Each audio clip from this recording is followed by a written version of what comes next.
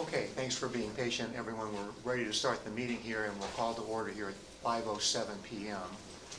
And I'll do a roll call. Trustee McMullins? Here. Trustee Capel? Here. Trustee Clark? Here. Trustee Andrews is here, and Trustee Khan will not be here tonight. She's on vacation. Okay. So the first thing is to take a look at our agenda. Does anyone have any changes they'd like to make to the order?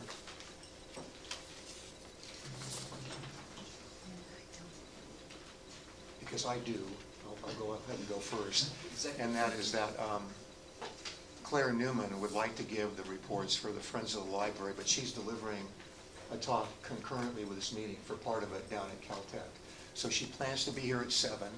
If she's not, we've got a fallback position for that. So I would like to move that item, the Friends of the Library report, to a point in the proceedings where she could blend in. I'm not quite sure how to do that. I don't know which number to tell you, but I'd like to get her in on the first opportunity we can when she arrives at 7 o'clock. And if not, we'll give the report at the end. I know what she wants to say. So that would be my change. Is that the only one? Unless someone else has one? No? Okay, we're good. Okay, let's move the agenda with the understanding that the Friends of the Altadena Library will come in later in the meeting, and at that time, we'll hear from her. Okay, is there a second? Second. Okay, all in favor, raise your hand and say aye. Aye. Great. Now we're on 2C, and that is public comment on non-agenda items. And Granny, it sounds like what you wanted to say would fit right into that session, so I'd like to hear from you now. Okay. Okay, the only thing I want to say is that last meeting, when you made all the title changes and raises, I was a little upset, so I didn't say what I really needed to say. And what I really wanted to say was, I felt it was not appropriate to do that until the new director came on board. I feel that is something that the new director should have done. No disrespect to Cindy, who I love dearly, who's doing a great job, but I just feel that that is something that should have waited. She probably is going to have a list of things to go over with the new director, whoever that might be, but I just felt that is something that should have waited till the new director came. That was my comment. Okay, thanks for your comment, Granny. Are there any other comments from the audience? Okay, thanks.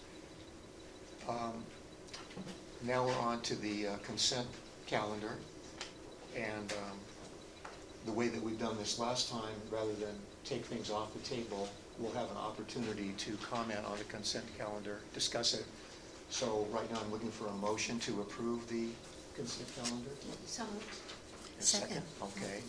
Before we vote on accepting that, are there any comments that board members would have regarding those items?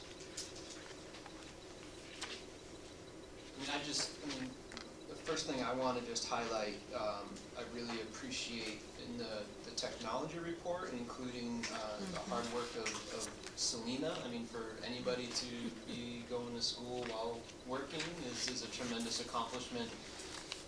So I really wanted to highlight her hard work, and I'm glad that we're in a situation where we're able to recognize that and promote her. And hopefully we'll be able to continue to do so with other staff as well, and maybe we can get to see her keep moving forward. So I wanted to just highlight that. Any other comments on the report? I just want to, it's amazing when you look at the report and the number of programs that are offered here at Altadena Library and the number of people who participate in them. It's just amazing. And so, you had, first of all, let's talk about the volunteers. We really appreciate them. You've covered technology, but the other thing that is so incredible is the team programs. You had 9 programs, 88 participants. You had the adult programs, you had 13 and 345 who participated. Even on second Saturday, you had 192. It's just amazing. And then you talk about the things that you've done for the facility here as well as Bob Lucas. And then the children's program. Oh, I talked too long, didn't I? Okay then, okay. Sorry, that wasn't So meant for you, Gwen. Oh, it wasn't. All right, but the summer reading program, 340-some folks, a magic show, just incredible. And Bob Lucas, 12 programs with 251. And then let's give a real shout out all to the volunteers in the literacy program, 35 literacy learners and 26 literacy volunteers. I think that's really incredible. And, you know, I don't know, I think everybody does know, though, that we really appreciate all of the things that you do for this library, and it's just a testament to the people and the caliber of people that are hired and all the work that they do. Very, very wonderful reports, even from the director's report and all of that and what she's doing. Thank you so much for all that you do for this community. It's appreciated, very much appreciated. I had just one quick question about some of the reporting, and I mean, certainly to echo Gwen's comments, I really appreciate all the reports and all the time that goes into preparing them every month, and, you know, rest assured that we read them comprehensively. I did notice, and maybe it's just, I was looking through the printed board packet as well as the electronic version, I didn't see, like usually we get usage statistics and cards and stuff, and I was just wondering if, yeah, what? So, we're actually in the process of updating all of the statistics information. And each fiscal year, we would create a new sheet with the tables and like those graphs that you would see in the board package. So Christopher has been working on updating that entire spreadsheet so that it's more reflective of the statistics that we report to the state library. And in that process, we have been like reevaluating how we use them internally and report them to the board. So that's kind of an ongoing discussion. And you know, we have asked the board before and would love to hear from you guys if there's specific things that you guys would like to see. Because we just don't know, it's hard to tell how much of those numbers go into like your decision making as a board. Right. So we just want to, you know, give you guys information that you want and need. Right. Not just to stick it in there, just For the sake of for the having sake stuff. of having it, yeah. I mean, I wouldn't speak for anybody else, but I know for myself, knowing circulation numbers, visitors per facility, program participation, and being able to, I have appreciated being able to stack that information, you know, by month and by year, has been very, very helpful. So I certainly don't want to create more work and like have to duplicate statistical collation, but it's very helpful for me to be able to see that information. One other statement in regards to that, are any of those information, is any of that information used in your, I guess you would call them grants that you use and that you're applying for? I thought they were used in that way. Is that correct? Yeah, that is correct. Okay.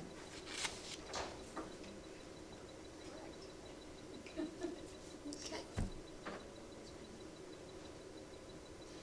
So Kylan, you're saying that I thought it was just me, so thanks for bringing that up. Okay. I looked twice, I was like, I must be missing it, because it's Yeah. always in there at the front. Yeah. I always I look at figured it it first to wasn't see there. kind of how we did, you know? Just So- as a very quick bottom line. And just to, some of you may not know, we report to the state library once a year, and so that is due in September. So one of the reasons that I'm asking Christopher to accumulate things differently is to just make our jobs easier in terms of the reporting. So we'll have, next month we'll have a end of the year report Oh, for okay. you, end of fiscal year report. Okay.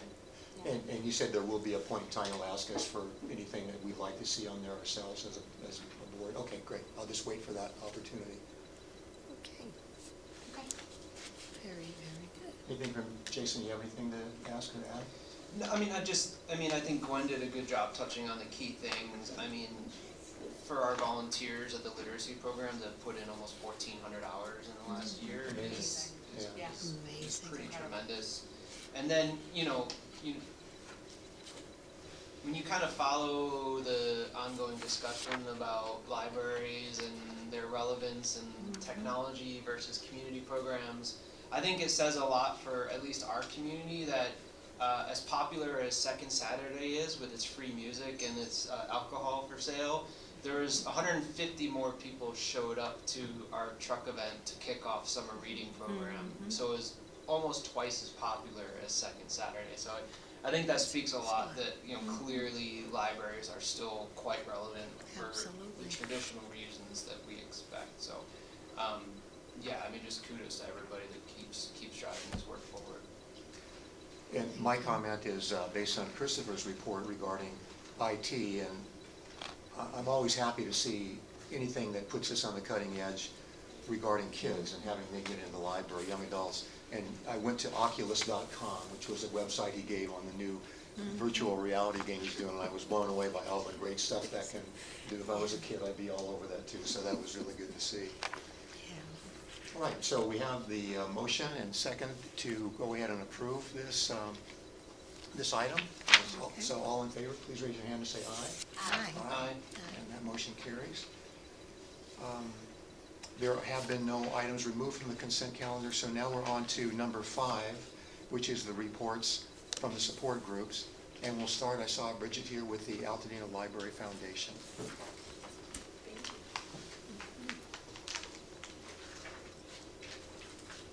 As I often say when I give this report, I have to write it or I would just rattle on ad infinitum.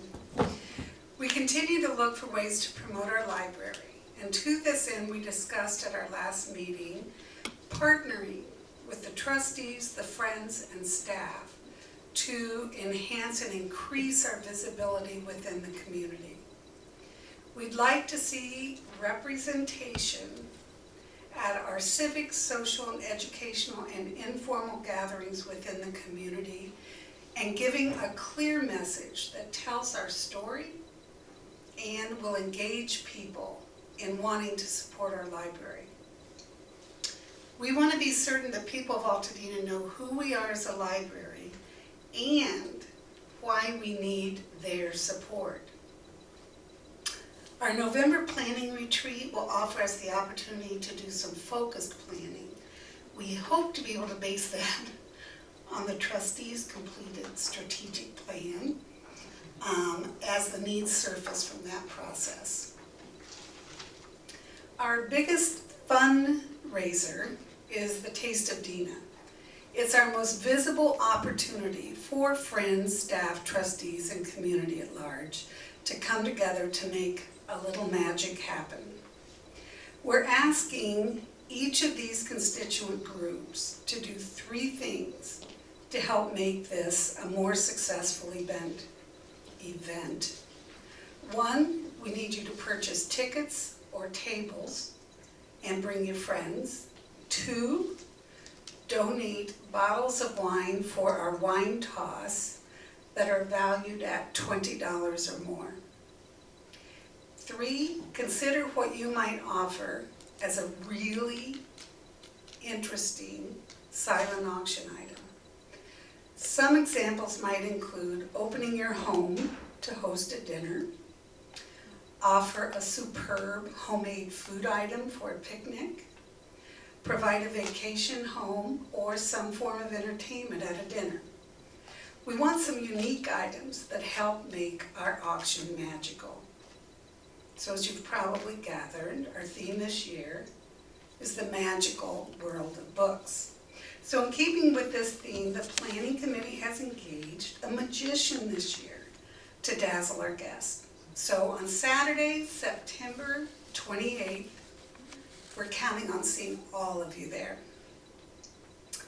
Additionally, at our last meeting, we enthusiastically agreed to submit a grant for $25,000 to the Pasadena Community Foundation for 2 smart boards.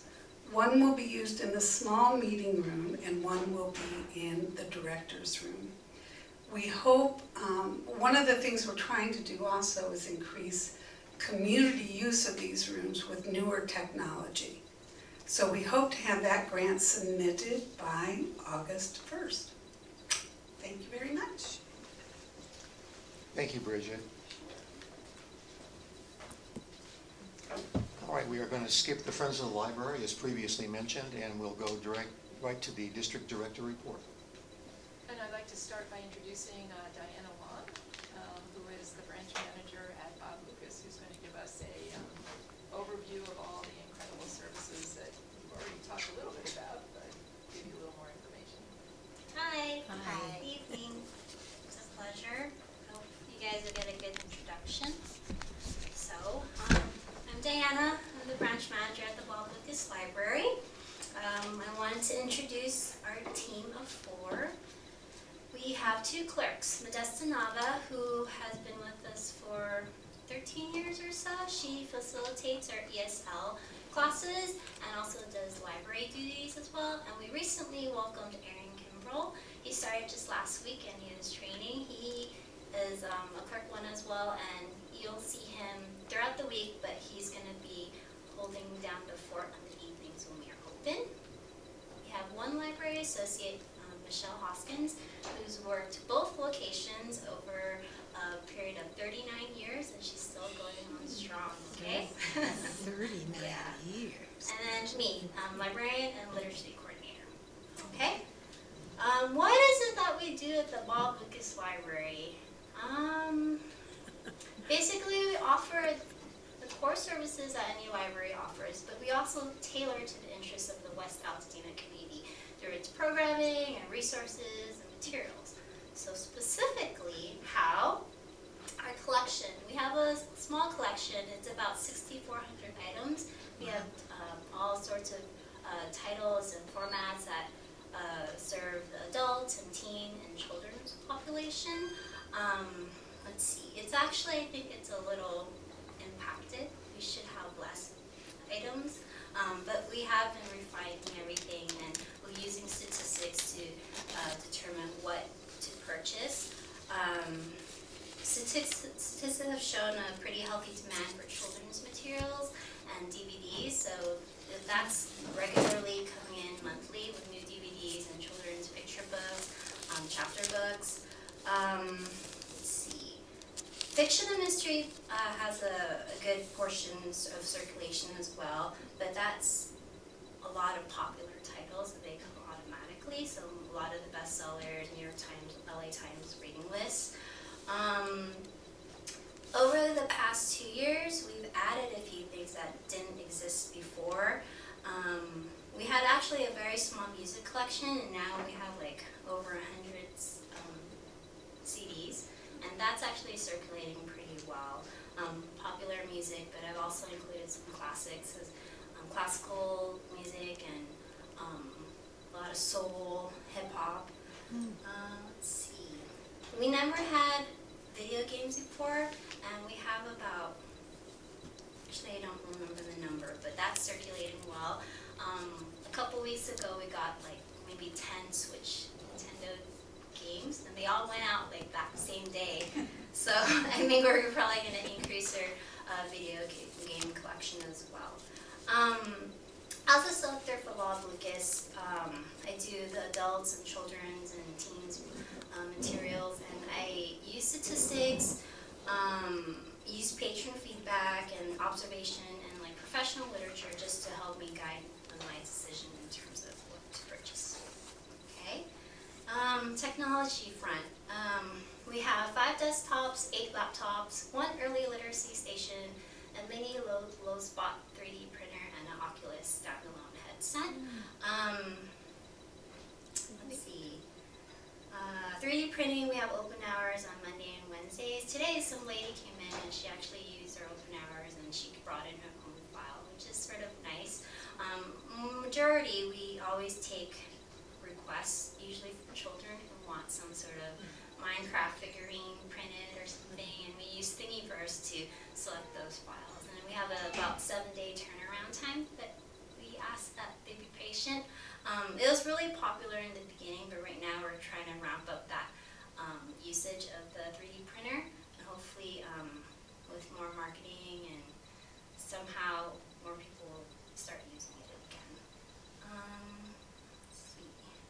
And of course, we have our programming. And over the past 2 years, we've really increased in programming.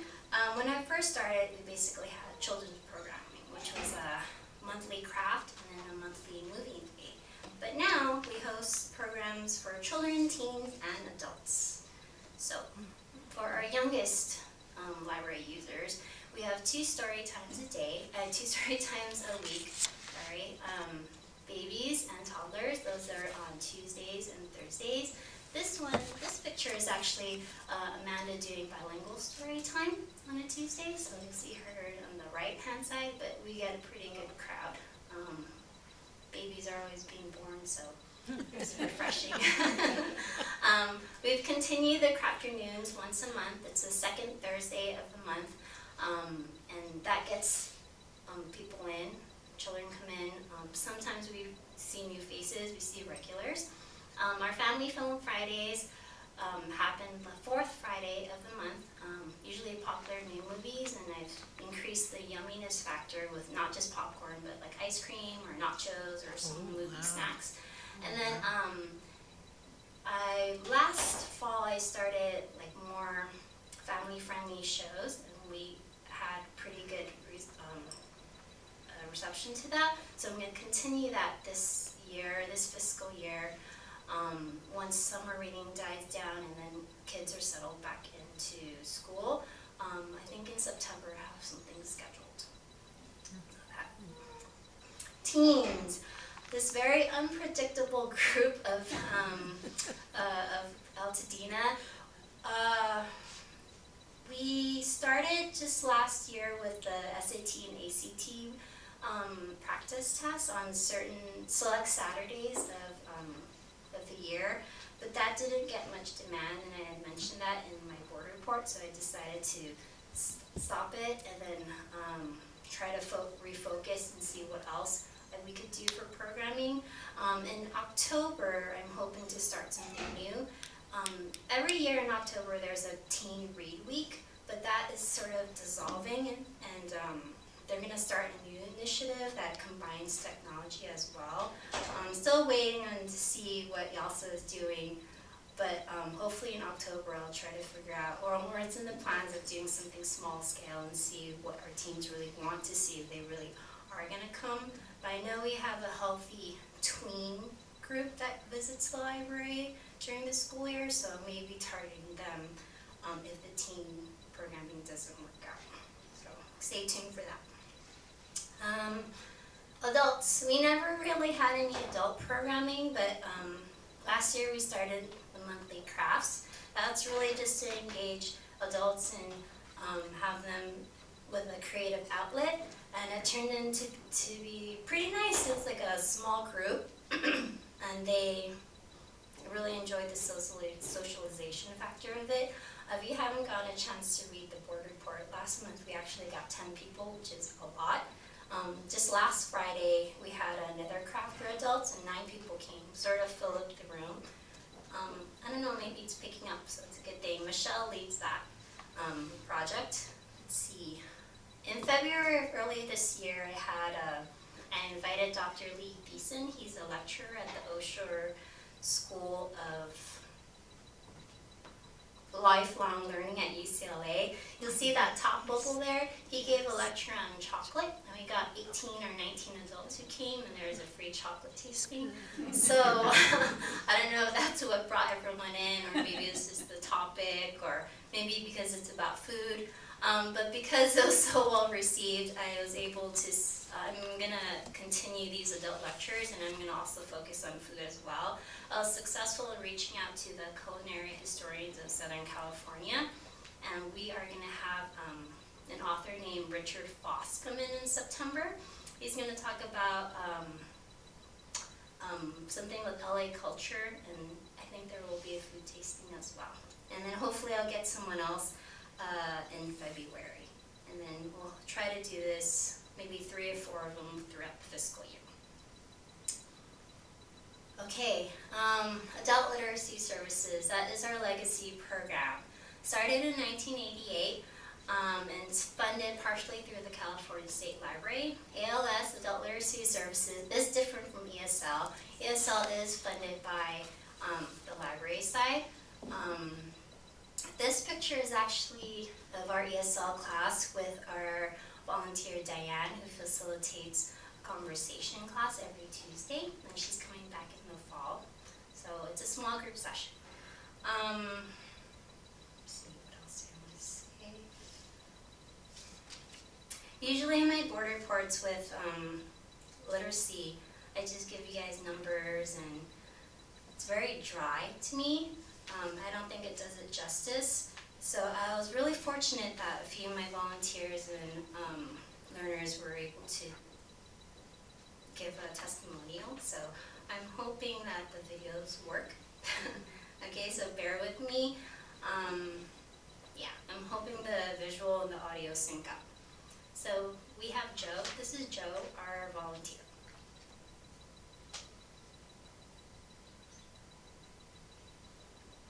Ooh.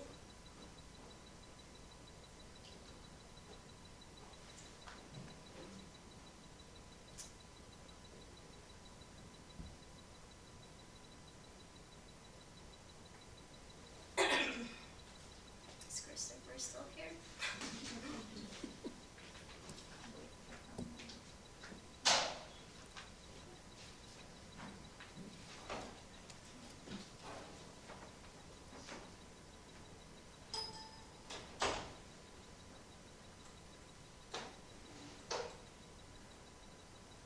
Joe doesn't want to leave.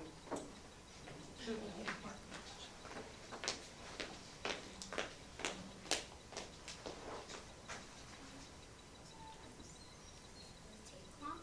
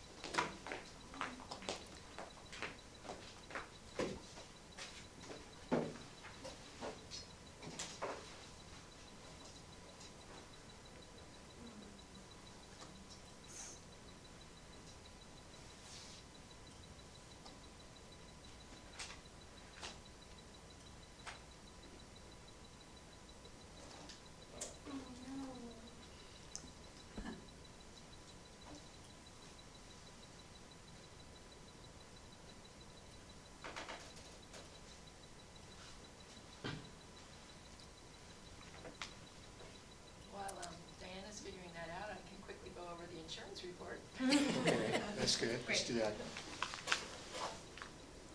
Or actually, I'll turn it over to Stella, who's going to give us a general operations summary.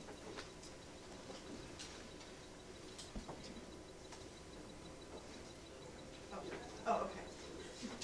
Sorry about that. Oh, here comes Christopher. This doesn't feel like it's. So a couple of things while Diana is talking about Bob Lucas. I'm going to share something about Bob Lucas location as well. So hopefully you're well aware that we have had citizenship classes taking place at Bob Lucas.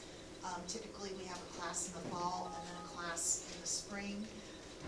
The gentleman, Hal, who runs the classes for us, unfortunately, the turnout has traditionally been very low, where some semesters we only have 1 or 2 people that come for the classes. So Hal has determined that he's not going to be offering a class in the fall. However, there is a bright side to this. He's actually going to be offering classes for the Pasadena Public Library at their La Pintrasca branch. So what we'll do is we'll kind of see how that does over there. And he's offering the classes at another date and time than what we typically have had. So it will give us time to also think about, maybe it was we traditionally have the classes on Tuesday nights. Maybe, this will give us time to reflect and think about, is there another day and time of the week that we could offer these classes? So they'll still be offered in the community, just not at the Altadena Library District for the time being. Another thing I would like to report, recently this year, as you know, we did a little bit of slight organizational change, and one of those changes was to have Carlene come down and work full-time in technical services, and I'd like to report that that has been a huge benefit. We closed out the year in a much better place than we have traditionally in terms of just getting closer to hitting our fiscal year budget, but just also in terms of how our processes have worked. So that's been a great success, and I continue to see that it will continue. I'd also like to report that as of last week, we have changed the lending period on our Overdrive materials. So both the e-audiobooks and the e-books had been a 2-week lending period and a 2-week renewal. As of last week, we now have a 3-week lending period on both types of items, and that then also reflects what we do with our materials that we have here in the library. So hopefully that'll be a nice benefit to patrons to have an extra week with their materials, both when they check them out and when they're renewing. And then another really great thing I'd like to report on is last month we talked a little bit about Growing Together Pasadena. I'd like to report that if you haven't seen this already, the City of Pasadena did receive a grant that will enable us to officially become a literacy hub. And so this location is going to be one of 7 hubs. This is a cooperative effort between the City of Pasadena, Altadena Library District, and also Sierra Madre Library, as well as other entities within Pasadena. So this location will be a hub. The branch location will be what we're calling is a cooperating agency. So what we'll be doing is we'll be providing some of the literacy services that we already do currently, but then we'll also become somewhat of a referral center to help families know where to go if they need some health information, if they need any other assistance. And so we'll have a few staff who are trained on how to do those referrals. So we now also have an official rollout date. So once a month I'm attending a meeting that's with a variety of agencies, and we attend these meetings in Pasadena. And at our last meeting a couple of weeks ago, we determined that the official launch date is going to be in November 15th. More on that to come. That will be taking place at the Pasadena Library, and there's going to be some activities and just different fun things in the evenings to kind of gather the families together. That's the official rollout date. However, the different hubs may have other rollout dates, so our rollout date may or may not wind up being November 15th. It might be a few weeks later or something like that. So that's really happy news to report. And again, that's intention of the program is to really foster literacy development up until the age of kindergarten, make sure that children are really ready to start school. Oh, that's great. That's great. That is super. All right, now we'll go on to the earthquake report, earthquake insurance report. I think they're still working on the video. As you may recall, at the last meeting, you gave us direction. Is this on? It doesn't sound like it. It's switched right out. Oh, no, it is. Now it's, It says it. it says it's on. Okay, so There we go. at the last meeting, you gave us direction to make a decision on earthquake insurance based on the input that we had received from Nicole, and we have signed with United Specialty Insurance Company under Lloyd's. There. I'm gonna actually turn it to, we'll finish up on this. I'm gonna Joe Curtis. turn it over to Nicole, who spent hours talking to insurance brokers I on have the been- earthquake insurance. How much fun that was for you. I learned a lot. So as we kind of discussed at the last meeting, it was kind of a choice between an admitted versus a non-admitted carrier. And we had never gone with a non-admitted carrier before. But in this instance, because we used the replacement cost of our property rather than just the actual value, we were kind of forced to go with a non-admitted carrier because they were the only ones able to meet the requirement that we needed. So while there is a risk in using a non-admitted carrier, the risk is very minimal. And we did end up going with Lloyd's. Everybody knows Lloyd's. And there is an AM Best rating sheet attached just behind the quote that shows that they have a rating of A, which is excellent. And there's a little note there that that means they have an excellent ability to meet their ongoing insurance obligations. And it actually ended up being a little bit less than what we budgeted for.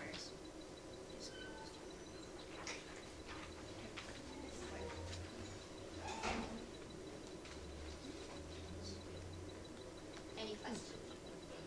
No, it looks like it. Just a comment, and that is, I was Thank you. traveling when that earthquake hit here, so I didn't know any details, but I was really glad we had that earthquake insurance tucked away, so that was good.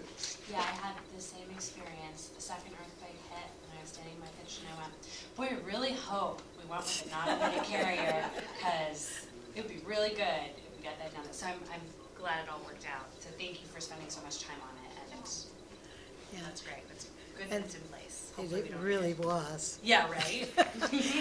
And I looked at the premium and it was broken out, and that's really good too. So thanks for that. Yeah, Keep going. yeah, that's great. All right, how are you guys doing over there? Yeah, Any close? yeah, so she had links to the server, and so, these are pretty large files. It's gonna take about 8 minutes to copy 3 of the videos, and then she'll play those, and while those are playing, we'll copy the largest video in the background, So so, we'll keep going. yeah. Okay. So the next report is about the painting, the George Gardner Simmons painting that hangs above the Friends bookstore. At the March meeting, I was directed to pursue an assessment of that, and we did that. We found quite a professional conservator, Lynn Saunders, whose company is Conservators Easel LLC. Her most recent work is as part of the public conservation project at the Huntington Library for Thomas Gainsborough Blue Boy. So she comes with a lot of really good credentials. Her assessment has indicated, it is included in the report, a full report is available to you in the packet, but basically the areas of concern were active flaking, past tear repairs that need to be reversed, newer tears in need of repair and reinforcement, and securing of the existing stretcher. The stretcher bar is a little too tight, and you can see the line going through the painting. There's some pictures that are included also in the packet. Her estimate to take care of these structural and aesthetic concerns is from $15,000 to $18,000. I'm not here tonight to ask for money. I'm just here to give you information that the assessment has been done, and you know, at some point a decision will have to be made whether just to let it be, you know, whether to do the conservation or possibly. She also said that there might be some interest in purchase of the painting. I mean, the painting is relevant to Altadena because it is a canyon, but you know, that's something that you might consider in the future. Any questions on that one? I have a bunch of questions. So first of all, thank you so much for this. This is a really good report, and she did a terrific job. One question that I had, which didn't seem to be addressed directly, is basically if we leave the painting where it is for a year, 2 years, are we at any risk of like intensifying any of the damage that's already created? And like, what would be the ideal display conditions for it ultimately? I mean, in terms of humidity and light and all that, it doesn't seem like just leaving it out in the open is probably a great idea. I did talk to her about that, and she didn't seem concerned with where it was based on the fact that sunlight was not hitting it. Okay. I was kind of surprised, actually. As you say, humidity sorts of things impact artwork, especially older artwork, but she didn't have concern about where it is now in terms of intensifying the damage. Okay, so if we left it where it is, it's not gonna negatively impact the piece That's to continue in its current home. informal advice I got. Okay, that's interesting. And just, I guess, then to reiterate, is there, I mean, I know we don't have the money included in this year's budget to do this project. If we let it stay where it is in the condition it's in for a year or so, does that present any problems? Is it gonna cost us twice as much to fix if we leave it alone, or is it gonna be basically fine? I think it'll be basically fine. Okay. And I did say Eden Canyon, I meant Millard Canyon is what it depicts. We can't hear you, Cindy. You still can. We're having sound issues with both of these, does that help? Really loud. All right, I'm gonna just talk loud. And then, are you done? Yeah, I'm done. I had a question or two also, Cindy, which you may not be able to answer, but that the charge for removing the varnish, I think, was undetermined, and that might have been an extra charge. And it seemed to me that that might definitely be something that you need to do to bring out its vibrancy and so on. Did she have any comment about that? Did she say, I guess what I'm wondering is that, did she feel that this painting would be really, a powerful, beautiful thing when she's done with that restoration she's proposing, or would it take that extra few $1,000s to get the varnish off and so on? She was kind of neutral on that point, and this is an estimate, so yeah, it probably would be Okay. a bit more. And then the other question I had is, didn't we have a quote for this from before on record somewhere? I want to say it was like $5,000 or something. I think that was for some of the other artwork that we have Okay. in the library. The sculptural pieces that are outside. There was an estimate of value on this of $95,000. I think that was in 2000 and early 2000s, I think. I'm not remembering the 5,000 on this. I don't know why that number stuck in my head, but it is. And the reason I was asking it is what we could expect to pay 2 years from now versus now for the restoration. It feels like everything's going up so quickly. So, but I do agree with what Katie inferred there, and that is that this is something we don't want to kick the can way down the road, but I don't see it as something that we can tackle right now. Did she feel like that appraisal was a reasonable one, or was it way off base? Did you guys talk about that? We did talk about it, but she said I'm not an appraiser. Okay, So I can't give you that. That's fair. How long did she say it would take to complete the work on it? She did not give us an estimate. No estimate. But if it's anything like Blue Boy, it would probably take a while. Yeah.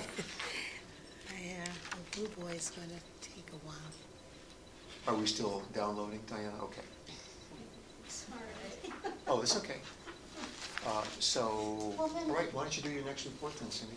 Can I make one suggestion, which is that we just remember to bring this back as an item when we talk about our budget for next year for 2020-21, that we try to include, probably 20 as a line item for this project, because it's gonna be a little bit more and prices may go up a little bit, but I wanna make sure we don't lose sight of this as a priority for the following year. I mean, we could bring it back at mid-year too. Yeah, that's true. We may as well, let's bring it back at mid-year, and if we find ourselves with an embarrassment of riches, because we just saved so much money, which I'm into, maybe we will. Can you take it to Antiques Roadshow? They'll take There you go. What if we get Antiques Roadshow in here, we get the filming money from them, and then that covers the restoration. Genius, Granny. Perfect. Thank you. All right, the next report are just personnel updates, and we've heard about some of them. I'm very pleased to say that we have some new hires. We hired a library page.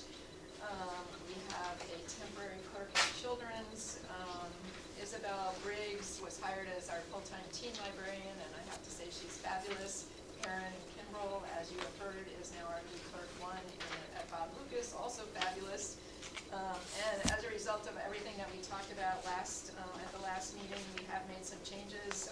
Gerardo Avia is now our full-time custodian. transitioning from 19 to 40 hours. Helen Kate was promoted from library clerk part-time to library associate, serving the children's room. And as you heard, Selena Allegra is now in tech services full-time. I think it's a testament to our internal staff that so many people are promoting into other positions, and very excited about all the changes that we've made.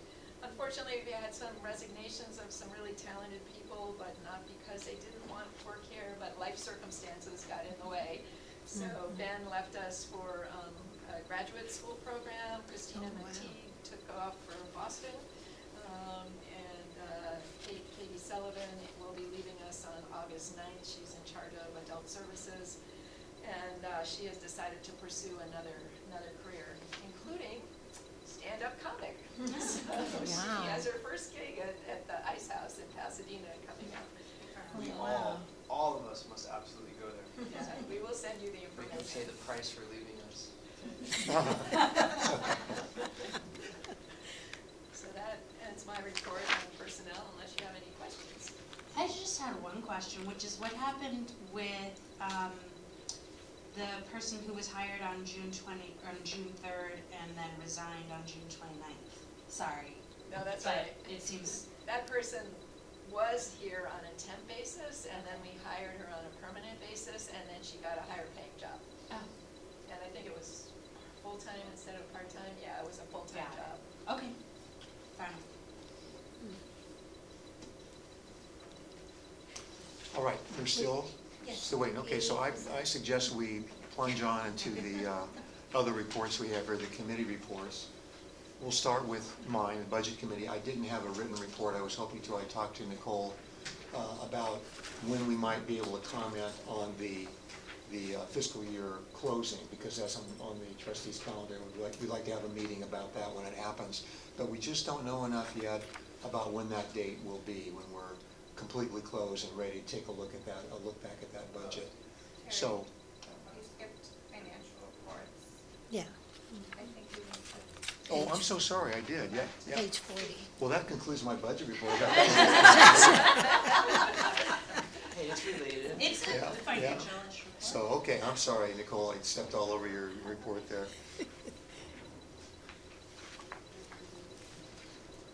So there's no major changes for the main financials. Printing revenue and rental income are still exceeding budget expectations. Passports is right on track. Property tax revenue is right on track. We're still showing a positive net income. That should continue through June, and then July, August, we'll start to show a deficit, but that's just the way it always is until we get our first property tax major installment in December. There were no payments to report. That'll happen in my June report from support organizations. And then the expenditure highlight was we made the final installment to Invengo Technologies. They're the company that provided our RFID equipment. You'll see that on the profit and loss statement. It was a $21,000 payment. I had just a question about procedure and so on. When you look at our tax revenues and such, is there some of that will continue to trickle in between now? Okay. I Yeah. mean, I guess essentially closed, but some of it will be booked in June and then added to our revenue, right? There's always late payments, stuff like that. Okay. Yeah. And just out of curiosity, do you sort that out, not by when you receive it, but the coverage period that it designates? So- Yeah, it always applies to the fiscal year. Okay, and that could go on for another month or two? You'd be adding to it, okay, gotcha. So, if I'm reading this right, we still had almost 17,000 in legal fees? Room, Legal fees? like 17,000 still to spend. No, it's, on page 3. 7125, or 7130. Oh, the profit and loss? Am I reading, that's what our bills were for May? Am I reading that right? Yes. Okay. Is that, I actually just finished out that account since we're talking about it, and we were under by $6,000 for last fiscal year. So what's still driving that though? Are we still getting public records requests? Is that what's still driving this? Not a ton, Okay. not nearly as many as we were. So we should expect to see that number drop substantially? It's been dropping, yes, and actually June's bill was quite low comparatively. Okay, And we finished under budget for last year. okay. And that's another one where, because Nicole and I talked about this, where we're getting itemized statements. It still contains some things that were happening in June, right? And now we're starting to spill over into July. So all of those things will be teased out in the dates of service and then applied to the correct fiscal year. Got And it. this is a kind of a accounting adventure for me, because from the businesses that I ran, everything was really neatly tucked away, you know, at a certain date where there was never any trickle in money that we would get. So I'm always learning a lot more when I talk to you about this. All right, so now the budget report, I'm done. And we can go into the next one. I think we're still downloading, so. So that will be facilities. The ad hoc, or, okay. I'm happy to report, as folks know, one of the big things we've been looking at is we put out a request for proposals to get, to be able to hire a consulting firm to help us put together a phased-in approach to tackle our facilities issues, especially everything that was identified in the assessment report that was done over a year ago now. Focusing on ADA issues we have here at Main Branch, and then, you know, kind of looking at how can we maximize space and use of space at Bob Lucas. So I'm happy to report, we had a tremendous turnout for our walkthrough, and coming out of that, we ended up with 5 firms submitting proposals. So it wasn't part of the posted board packet, but there should be copies in the back. So the committee, the ad hoc committee, myself, Terry, and Cindy met last Friday to just do an initial assessment and review of the responses that we received, just keeping in line of how we've been approaching this selection process for these consultants. And what we came up with is, we believe 3 of the firms we definitely want to interview. One of the firms, West Edge, came in at almost 3 times our budget. We had a budget of $50,000. They came in at about 140. So, you know, obviously, that's, you know, we can't entertain that. And then we felt like, compared to the other 3 that we want to interview, that Goodale Architecture just kind of missed the mark a little bit for us. So we will be scheduling interviews with the 3, so ARG, Architectural Resources Group, Gruen Associates, and PBWS Architects. So in the next couple weeks, we'll be doing the interviews, and hope in our August regularly scheduled meeting, we'll be bringing a recommendation to the full board to vote to approve a final recommendation to move forward. Just a couple other things I want to highlight with these 3 firms that I think touch on the excitement we saw when we did the walkthrough.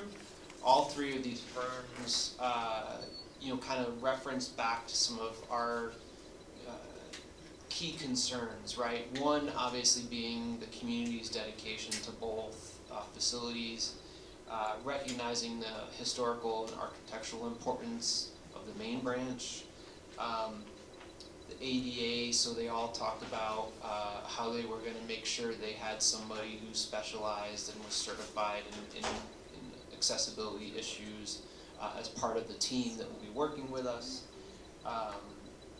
So I think it's going to be exciting to see what comes through. All 3 of these firms, looking at the projects they've worked on recently, the experience, I'm frankly kind of blown away that they wanted to participate in helping us out with our little libraries. These are groups that have worked with building, massive brand new libraries for, the UC system, working with Huntington, working with the Glendale libraries, and a lot of pretty significant projects, but then also small stuff like, putting in a wheelchair ramp someplace. So I think the combination of both, I think, is going to be perfect for here in Altadena. So I'm excited for the interviews, and I'm excited to come back in August with a recommendation for the board to approve. Can I ask a quick question? So I totally agree with you on the assessment. I thought it was weird that West Edge bids so high. I mean, everybody who does commercial construction, especially for government work, like you bid to the job, which is why we have bids that are at like $49,345, $49,930. You find the job and then you work backwards to work out your numbers. I thought that, like they've got this work schedule and their scope was really solid. Would it be worth just like a phone call to double check and make sure that they didn't send us the wrong letters? I was a little surprised with that much detail that they bid so much over. So were we, and I did make the phone call and I'm waiting to hear back. Okay, so if it turns out that they're willing to do it within budget, would they move up into the list of folks to talk to, or are they just out? I mean, I initially had them as one of my top picks because the initial packet that they gave us, they had sent the budget separately. So I was blown away by their submission, and I hadn't seen the price yet. I think we would want to interview them. Like similar to the situation with the strategic planning, right? Like they were off by like a few $1,000s. Okay, so we called them and we worked it out. I mean, I just don't see, this is just a huge difference to overcome. Right. I think one thing that we did talk about is they included in their submission, they have a nationally well-known historic preservationist on their staff. And, a huge chunk of their proposed budget here were billable hours tied to that. So I don't know if that's, but I just don't see them cutting it by like 2/3. But I think, if they get back to Cindy in time for us to be scheduling the interviews, I'd be interested to hear what they can do within our budget for sure. Okay, great. That seems reasonable. Did any of the others have a person who is directly responsible or includes a lot when it comes to historical buildings? So they do have people on staff that specialize in historical. I mean, I think, like I was mentioning, one of the firms, one of their recent projects was, if nobody has been there, if you go to the very top of Brand Boulevard in Glendale, they have this really historical building that's part of their library system. And so one of these firms did a whole project there with a whole new entrance and everything, while maintaining the historical side of it. So, and they all had in their resume and references, work they'd done on historical buildings, both, Okay. all that, from earthquake retrofit to updating stuff. Okay. A lot of what we're trying to accomplish as well. Okay. Anything else, Gwen, on the questions? No, I just found it interesting. Okay, I think we should switch gears here, and we'll get back to Diana's presentation. That's loaded now. Sorry, sincerest apologies, and thank you, Christopher. I'll just play it directly. So our first video is of Joe. He is a volunteer. He's actually been with the program longer than I've been here, so he knows a lot.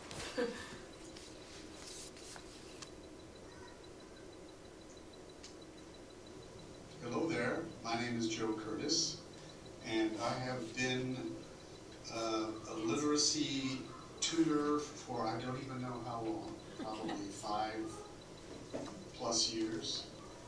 And I'm happy to have two highly motivated learners that I work with on a week-to-week basis. And my approach has been primarily a pragmatic one, where I focus on everyday skills that people use and need to use as they develop their English language abilities. So we focus on reading, writing, and speaking, and learning about That's good. current events, and hearing from them, my students, about their day-to-day lives. And I'm happy to say I see tremendous progress over time. My students are motivated to come back every week, and they've done so now for quite a long period of time. And I get tremendous gratification out of knowing that there is learning that's taking place, and that perhaps I'm helping to make at least a little bit of difference in the lives of my students. Hello there, my name is Joe Curtis.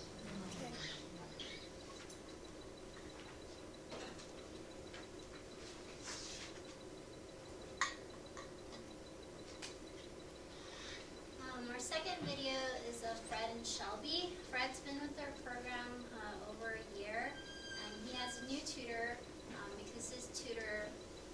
because his tutor left, so I had to rematch him with Shelby, and they've been working together since February. Hi, my name is Shelby Roberts, and I've been at the Bob Lucas Branch Library at the Adult Literacy Program since February 19th, and I've been working with my learner here. And I think my favorite part about coming every week is seeing the improvements that he has and the things that he can do and the confidence that he has that he didn't have before. And I really like working with my learner because I've discovered comic books. I never really read them before, and that's changed my life. I think it's important that programs like this should exist because literacy is vital to everyone's life, and it's vital for freedom. What do you think, Fred? Yeah. The reading children can be a lot. Reading, writing, spelling, even being fun, even a lot of stuff. And I like to play one-on-one. Bad for me, easy for me. And when my mind sharpened up. That it? Yep. Thank you. Thank you. And our final video is of Will and Roz. This is a 6-minute video. Will has a lot to say, okay? 3, 2, 1. Hi, my name is Rosalind Duhan. I've been working with my learner off and on for about 2 years. The part that I've enjoyed the most is checking in with him, seeing the progress that we've made, and also just hearing about his life and what's going on there. It's been very enjoyable, and I've enjoyed this very much. Okay. Well, in 2017, I was looking for a place when I came back from Denver, looking for a place so I can learn how to read, because throughout my life, I had good jobs and everything, and this on the grace of God, because I couldn't read, I couldn't fill out an application, and I didn't do none of that, because this was passed on through school when I was going. At the time I was going to school, back in the 60s, the 50s, the early 50s to the late 63 to the early 63, that it was about the money. It was about how many kids they had in school. It wasn't about teaching them. It was just about getting them there and pushing them through school. And that was in Compton, so they just pushed me right on through. So that was Compton in LA, matter of fact, because I moved from LA to Compton, back to LA, and back to Compton. And it wasn't, I really wasn't. The teachers, my 5th grade teacher told my mother that I was a cute little boy, so that's why she didn't bother me. She just petted me. And that's why she passed me. She just passed me like that. She said, because I was cute and I was a little boy. And she liked me and everything, so I didn't have to do no work in her class and nothing like that. But that hindered me. So anyway, get back to now. I got in this program, and it took me 6 months to find it. And when I found it, I jumped in with both feet. Plus, I got into school, and I go to PCC in the high school program.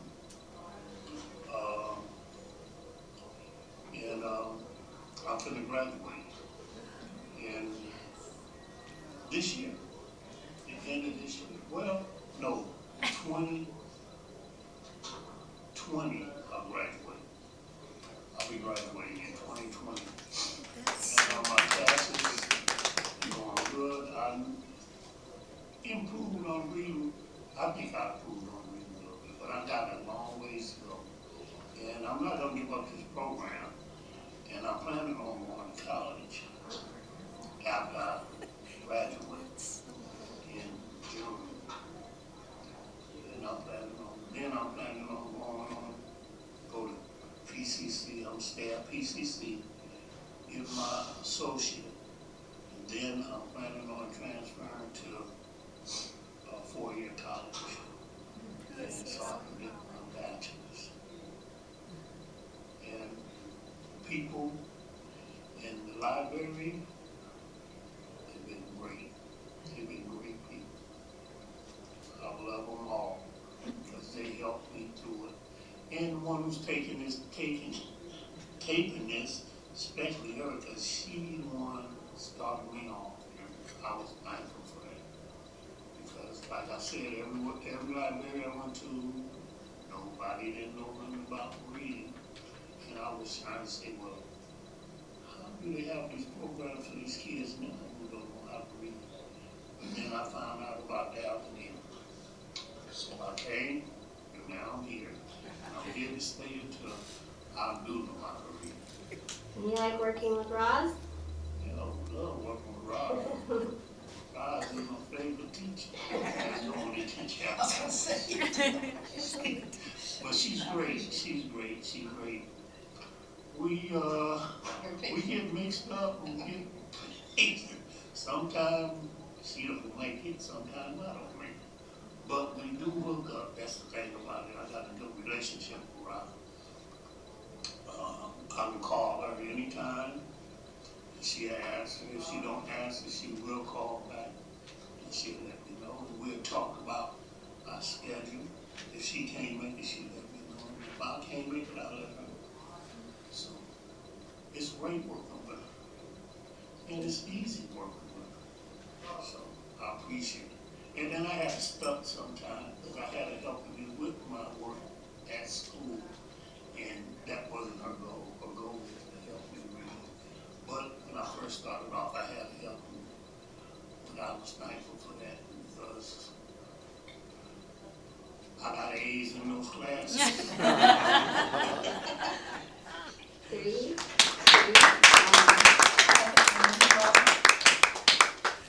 That's it. That's Sorry really cool. for the. No, it was worth waiting That for. was worth waiting was for. really Thanks a worth lot. waiting Awesome. for. Oh, my goodness. You really should have somebody to interview. Absolutely. Should probably have that coin somewhere. I don't know how you might do that with a newspaper or something, but that's a great testimonial. Great testimonial. I think it says a lot about our staff that they have enough of a relationship with these folks. I mean, Absolutely. for adults to be willing to say publicly, like, I struggle with literacy, I can't read, like, Exactly. that's huge. And it takes a special relationship with those learners to get them to be public about where they're at in their learning. And so I think like it says a tremendous amount about our staff and his story about shopping around the libraries, and he ends up at Bob Lucas. I mean, it's just amazing. So Thank you, Roberta. kudos.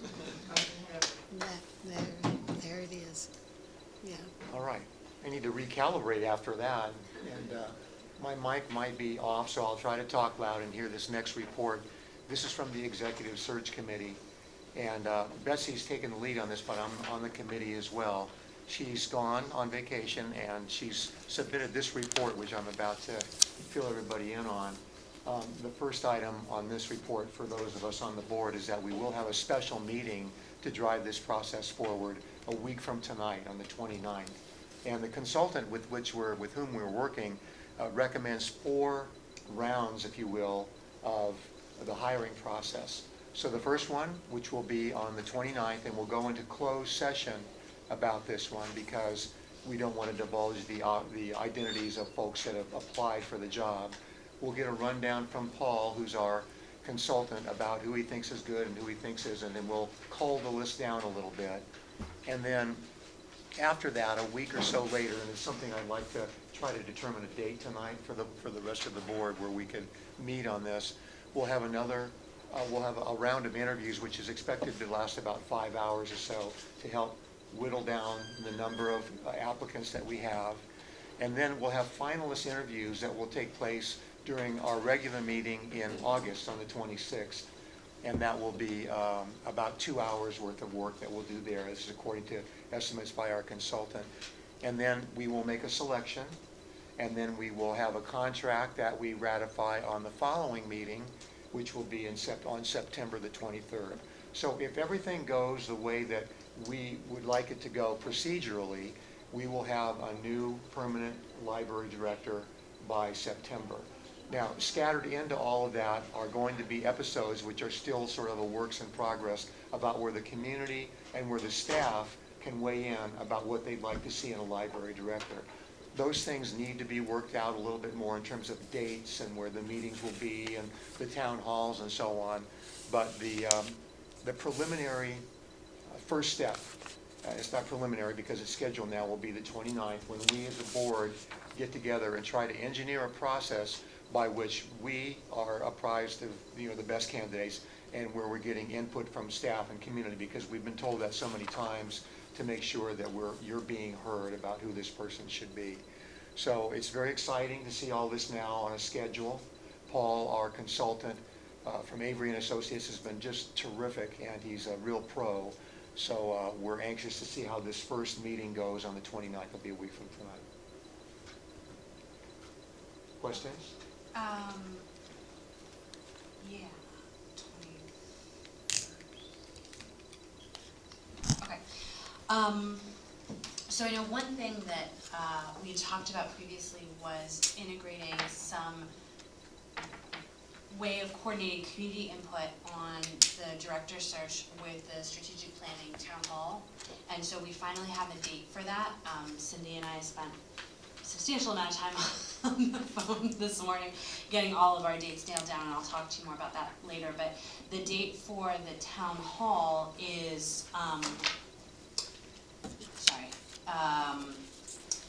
Thursday, August 15th. And I think it would be very helpful to be able to have that town hall before we do our first round of interviews, so that we can, make sure we ask whatever questions Paul recommends, whatever other questions we want to include, and get some community feedback before we go into those interviews. We're going to have to narrow it down a bit first, obviously, and that makes a ton of sense to do right now. But it seems like then it would make sense to try to schedule for like the 21st or the 22nd for that first round of interviews special meeting. Does that seem reasonable? It does, and I'm not sure why Betsy had the backup plan of August 12th, 13th, 21st, or 22nd, unless she felt that maybe she was going to have trouble making one of these. I'm not sure.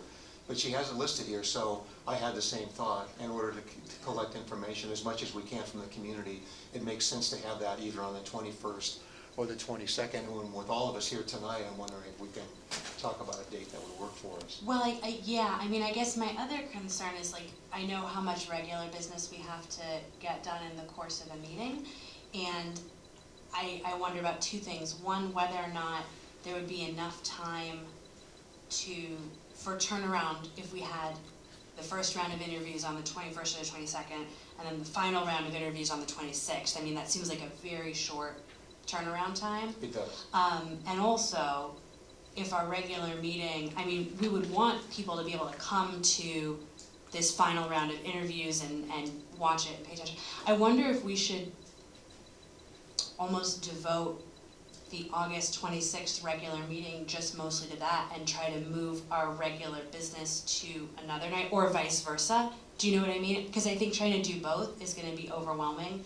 And I don't want to have a scenario where it's like 5 hours long and then everybody's tired and checked out.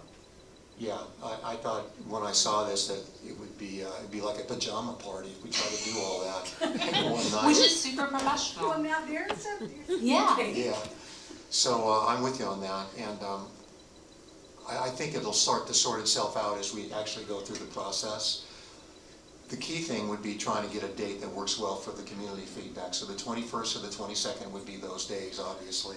Yeah. And if we could get at least that settled tonight in terms of when we'd like to have that second special meeting, that would be what I was hoping to accomplish tonight.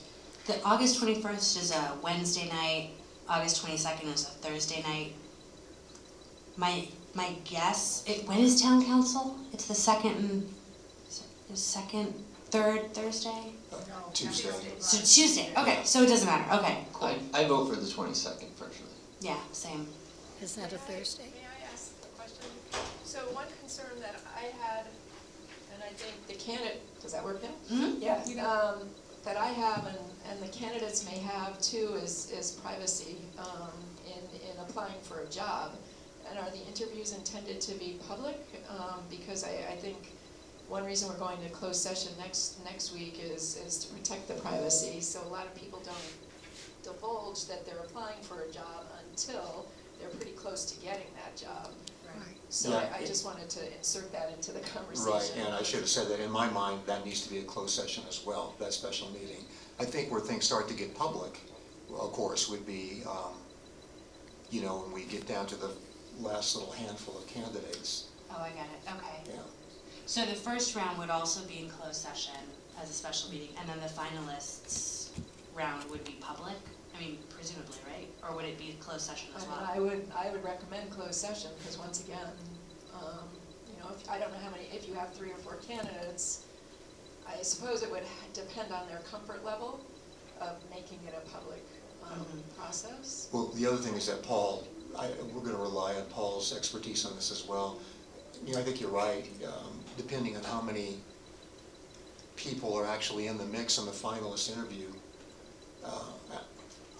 For instance, when we appointed trustees, it was a big public deal. People got up at the microphone and That's a whole. That's a totally different yeah. Okay, no, you're right. So I think that we'll get advice from Paul as we go on, and whether that last section needs to be a closed section for the interviews. Would it be appropriate, I mean, I've never participated in something, would it be appropriate for us to include, so it's sounding to me like we're gonna do a second round of interviews once we've whittled it down. Would it be appropriate to include this in that, which will be closed session, and get a feel for where that folks are at? I mean, if we end up with like 3 or 4 people who are like, yeah, sure, then I would say, let's go for it. But Have it in public, because they might have jobs and might not. no, I get it, or but if we know interview them in closed session and in private, and we bring this issue up, because I'm hearing, right, that there's folks here tonight who understand that this is probably not a public thing.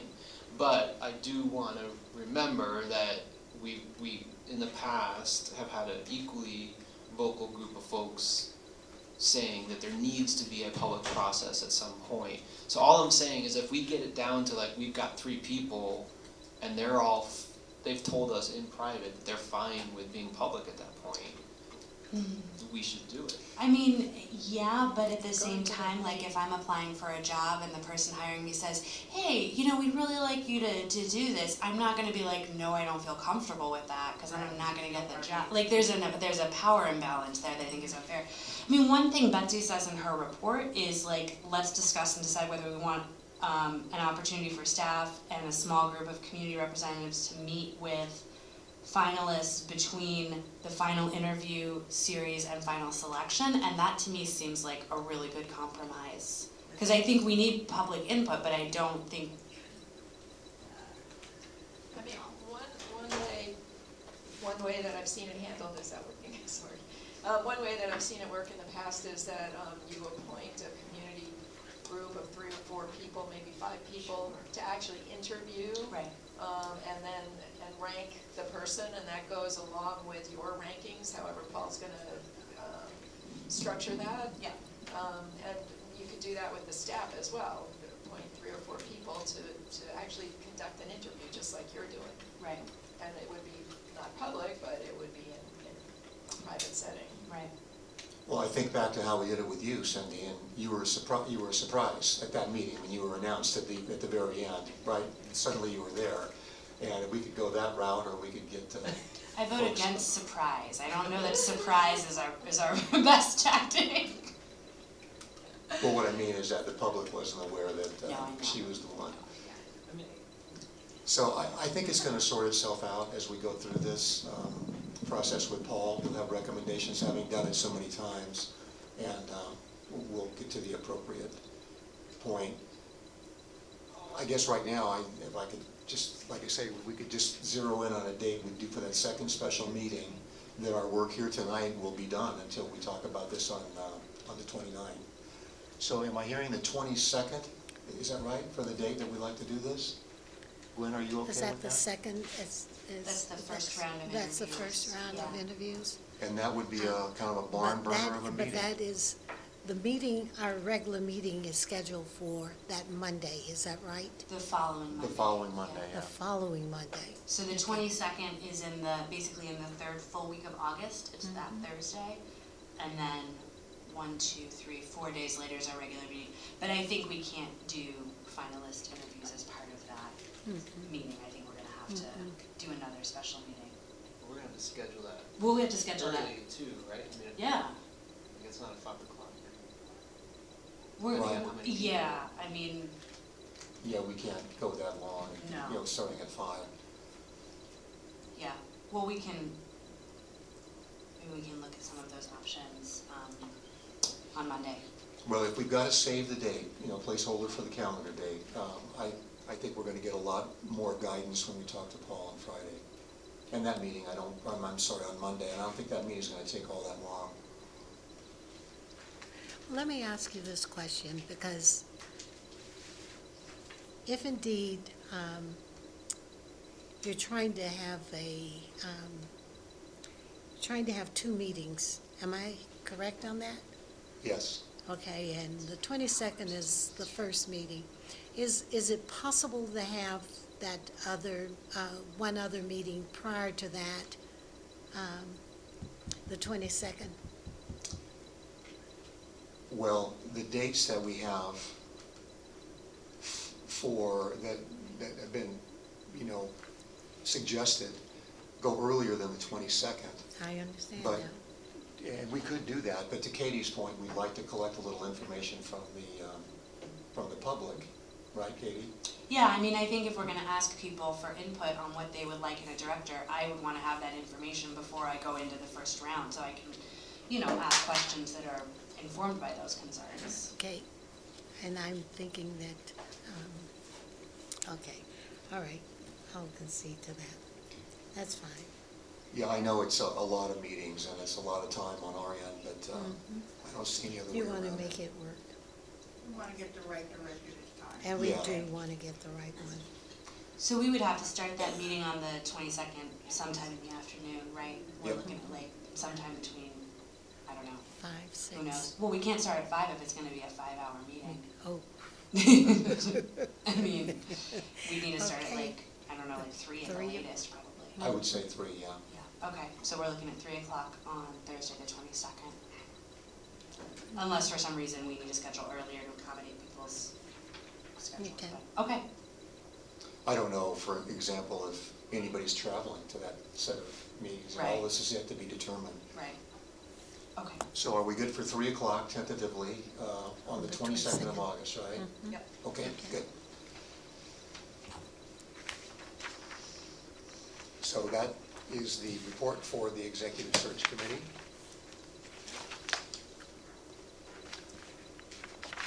And the next one is for the Strategic Planning Committee. All right, so things are moving on the strategic planning front.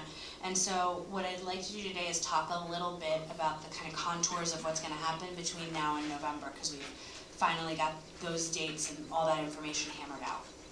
So, as you guys will recall, when we originally were thinking about this process, I very ambitiously said, we're gonna have it all done by September 1st.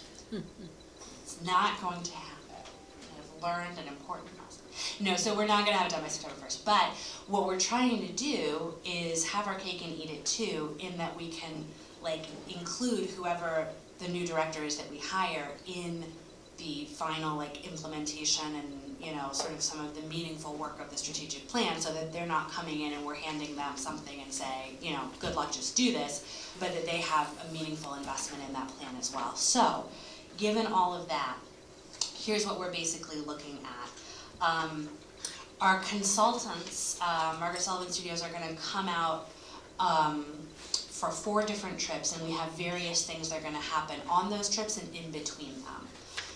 All of that work is gonna take place basically between now and the end of November. And so I'm gonna fill you in on the inside parts, but basically the goal is to have a functional draft of the strategic plan for the October board meeting. So I think that's October 25th, which should line up with support groups in your guys' retreat. And that gives the board a chance to weigh in and say, yeah, that seems great, or no, we want these changes. We have a little bit of time in November to mess around with it if we need to, and then we can formally adopt the strategic planning document in November at the regular meeting. So that means we go into 2020 with all of that done. We can do the planning that we need to do. It also means we can involve the new director. So the dates that we are looking at for the various bits and pieces, and I will give you more detail as I have it. The first trip that our consultants are gonna make out is in mid-August. So they're gonna come out August 15th, 16th, and 17th. There's only so much I can do. You know, we tried to, because we're trying to involve staff, we're trying to involve the community, and so we have to, not everybody's gonna be able to make it to everything, but I think we have enough opportunities for people to contribute that even if you can't hit one, you're gonna hit something. So we're gonna have a town hall on the evening of Thursday, August 15th from 6:30 to 8. That's gonna be right here in the community room. And that's gonna be the first sort of community input session. There's gonna be some staff work that happens on that Friday. And then on that Saturday, August 17th, the consultants will meet with the 12-person strategic planning committee for like basically a half day's worth of work. And we'll do some like big picture theme work during that trip. The second trip, which is going to be in September, and I think, Cindy, we're still waiting on a firm date on that, correct? So the second trip is gonna be very staff focused, and it's gonna ask staff to talk about, you know, what their experience is with patrons, what they see happening day to day, what they would like to see happening day to day, and it's gonna be very heavily driven by staff feedback and staff engagement. What we will probably end up having to do, because we want to include absolutely as many staff members as possible, is having to close the library for probably 2 days to make that happen. We'll bring that back to the board for formal approval at the August regular meeting, but I think, you know, kind of put it in your percolator now. I think it's worth doing, because I think having staff buy-in, staff investment, and staff like contribution is absolutely critical to this process working, especially because we're going to be transitioning to having a new director. The second trip will also, wait, Is 2 where we do Friends and Foundation, or we do that on trip number 3? Sorry. Shoot. Okay. Nope, I wrote it down. Yeah, I got it. Okay, so we're hoping to include the Friends of the Foundation with the entire board and as many people, want to participate in that second trip. So we're looking at, we did decide on a date, I'm sorry. We're looking at the end of September, so like right around Saturday the 21st, and we'll send all this out to you guys formally, so don't worry about it. I'm just trying to, I know, I got all this kind of on my post-it notes, it's very formal, but we'll send all this out in writing so you have it. So we've got like basically 2 days of staff work, a day with support groups and community organizations, and then a day with, again, the strategic planning committee on that trip. Katie, can I interrupt? Please. Because one thing that why I said those dates weren't firm, because we wanted to check with Bridget actually to see if a week before Tastadena. I blew it. I'm sorry. It'll all be done, they'll be perfectly calm. Yeah, now I'm remembering. I'm sorry. I stepped on that. Sorry, Bridget. So you could. We were going to do that in a really diplomatic way, and I blew it. So we're wrapping it in at some point in September where that fits. We'll check with you guys in your schedule. We make it work, it's that important. Yeah, but if we can, On track. yeah, but if, we have some flexibility in the timing, so it doesn't have to be that exact Saturday, because it is right before Tastadena. So after all of that kind of happens, we've got lots of information, we put all of that into a draft plan that comes to the board at the end of October for our October regular meeting. That's our chance as a board to discuss, review, talk about whether we feel like everything that ought to be in there is in there. Hopefully by that point we've got a new director who's also doing the same thing, reviewing, contributing. And then we do a final set of meetings in early November. And this is where our second town hall is going to fit. So again, a chance for everybody to look at the draft of the plan before it's adopted. We're not saying this is what we're doing, hope you like it. We're saying here's what we're thinking about. Please tell us if you see something critical that's missing or if you think something needs to be changed. So the date for the second town hall is Monday, November 4th, again from 6:30 to 8. And all of this again will be posted, so don't worry about it. And then we have our final finished plan done and dusted at our November regular meeting. So I know that's a lot of information, and sorry to kind of spit it all out at you at once, but the goal is to try to, get as much engagement with enough time to make that engagement meaningful. So for the board, we are going to send out a questionnaire to the board and to the strategic planning committee. I'm going to BCC that to everybody as soon as we have it nailed down, probably by the middle to end of this week. And then once we've got your guys' responses on those, we're going to set up one-on-one phone interviews with all of the board and our consultants. And I'll send you, again, I'll BCC everybody a list of time slots that are available. We're going to try to get those conversations scheduled for July 31st, August 1st, August 2nd. So basically that's next Wednesday, Thursday, and Friday. And I'll send you a list of times, and if there's no time in there that works for you, then we'll find another time that does. Basically, For the phone interview. for the phone interviews, yeah, because we want to get, serious, in-depth, one-on-one feedback from everybody on the board before these guys come out for their first trip to help structure and help make sure we're including your vision as well. So that's a lot of information, and you will have a much more comprehensively updated schedule in August with all of this laid out. But I did want to let you guys know the dates of those town halls because, of course, those will be public and noticed and, Brown Act compliant things, as well as all the strategic planning committee stuff that's happening. Okay. Great, and I'll let you conclude our reports here with the California Voter Right Act. Yes. So, following last month's adoption of a resolution of intention to shift from at-large to by-district elections, we have reached out to some demographers, and it seems like we have basically one option, and that's a local demographer. And in the state of California, it seems to be the case that you work with a local demographer or you work with no one. So, fair enough. And the guy whose logo is fantastic, comes highly recommended, lives in Glendale, so he knows our area pretty decently, and he's gonna send us a formal proposal.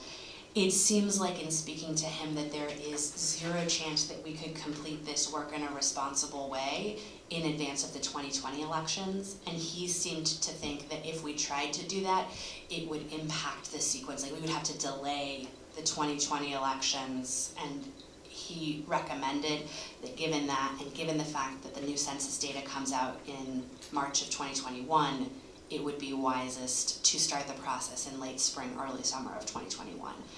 I think that that's totally right. I think it also gives everybody a chance to kind of get their brains wrapped around it, for us to get some really solid input and to think about it more critically. So that means that our redistricting plan would be one that would impact the 2022 and or the 2024 elections. So we've got some lead time on that. We're going to try to get a formal proposal from this guy, Doug Johnson, who runs the National Demographics Corporation, and get that booked into wherever it falls in, you know, the following year or the subsequent year's calendar, so that we can get everything done, planned for appropriately. There's a sequence of public hearings we have to hold, some more outreach, but if we know that it's coming, we can also do some of that work in advance and make sure that we give people plenty of lead time.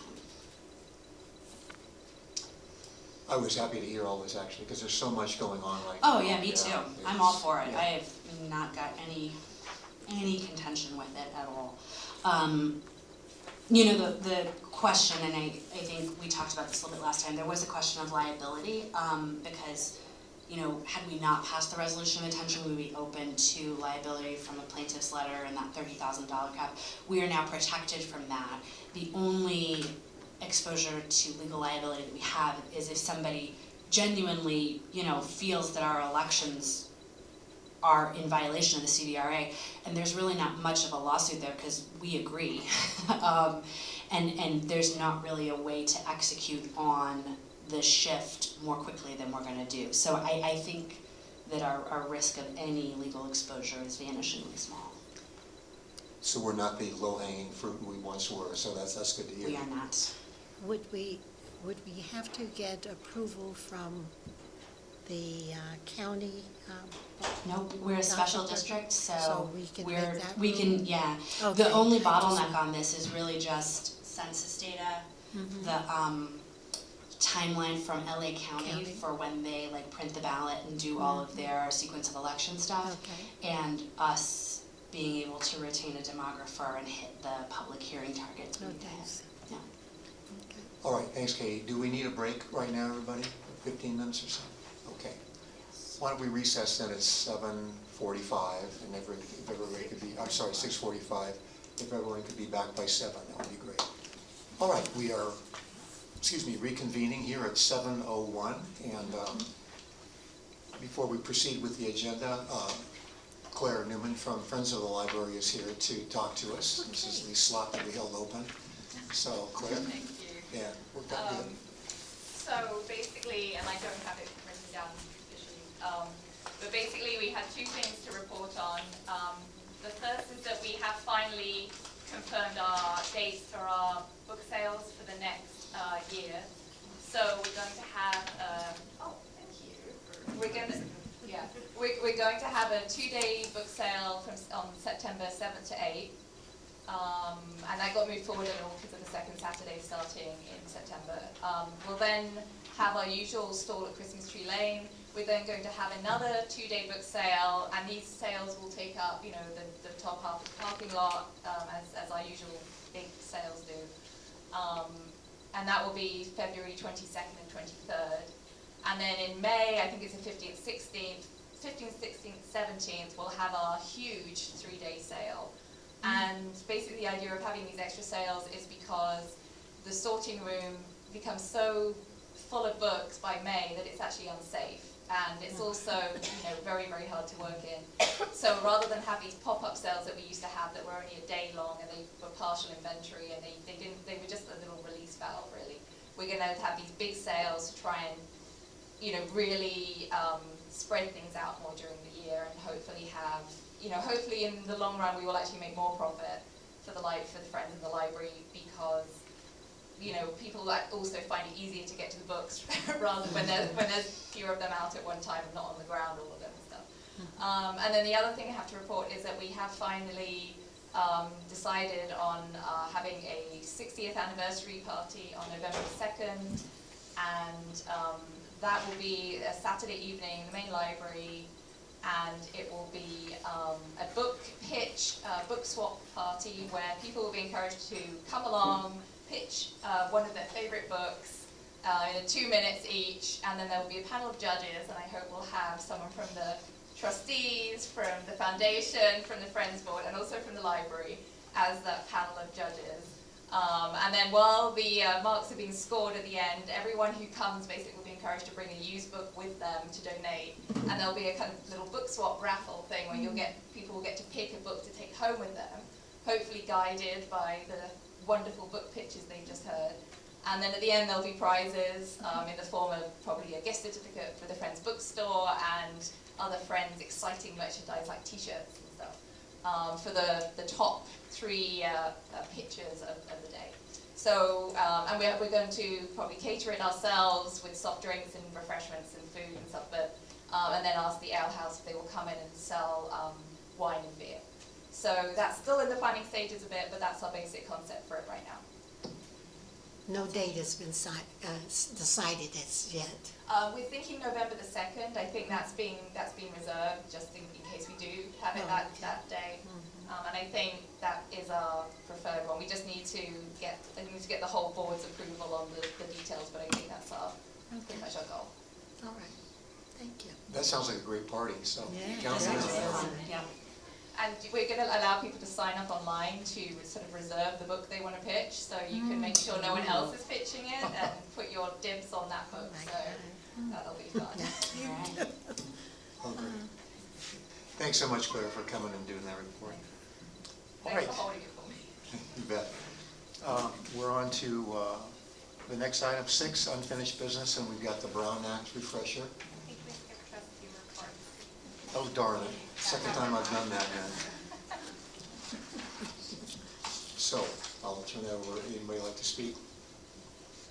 Nothing to report on my end. I have one thing to talk about briefly. So, and this is for everybody's calendars as well.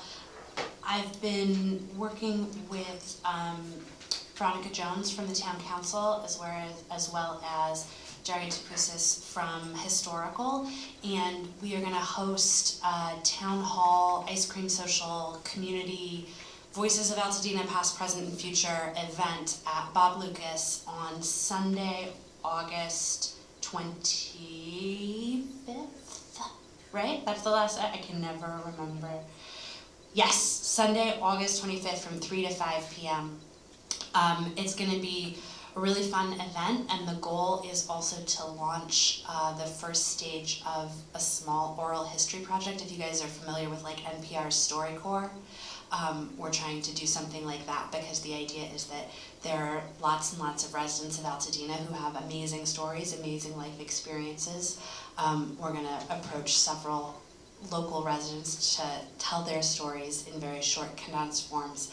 And inspire all of us to go to our friends, our neighbors, our grandparents, and try to collect some of these stories that won't be with us forever. So if you guys can make it, I hope you're there. It's going to be a really fun event. If you've been to Veronica's town halls in the past, you know that they're super well organized and super well done, so we're excited to partner with her on that. Okay. Yeah, that's great. Is there any connection with the Altadena Historical Society? Yeah, so Historical is on board to help us work out what this oral history project looks like. They're also going to help us by bringing in, interesting photos of Altadena from the past and other sort of fun historical items of interest that they have. And so we're working together to figure out, exactly what the contours of the project look like. So stay tuned. I'll have more information in August. And I will certainly let you guys know. But for now, save the date, August 25th. It is the day before our regular board meeting. Sounds good. I have just one thing I just want to mention to you. And Felipe, I understand that you had a wonderful you threw a wonderful, not a reception or something for his family and gave him a plaque. I wasn't here on Saturday, but I heard it through the community.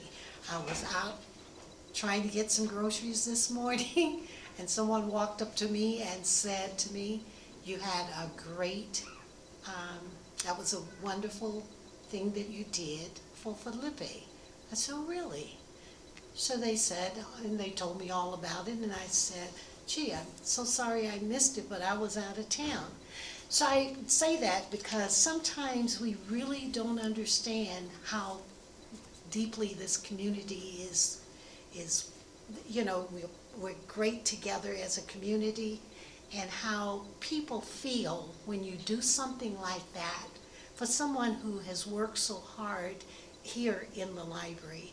And I just want to say thank you so much for that, because I can remember the times that he delivered the packets, the trustee packets to my home, and how wonderful he came. You know, you'd open the door and there was this great smile from this wonderful man and this tall guy.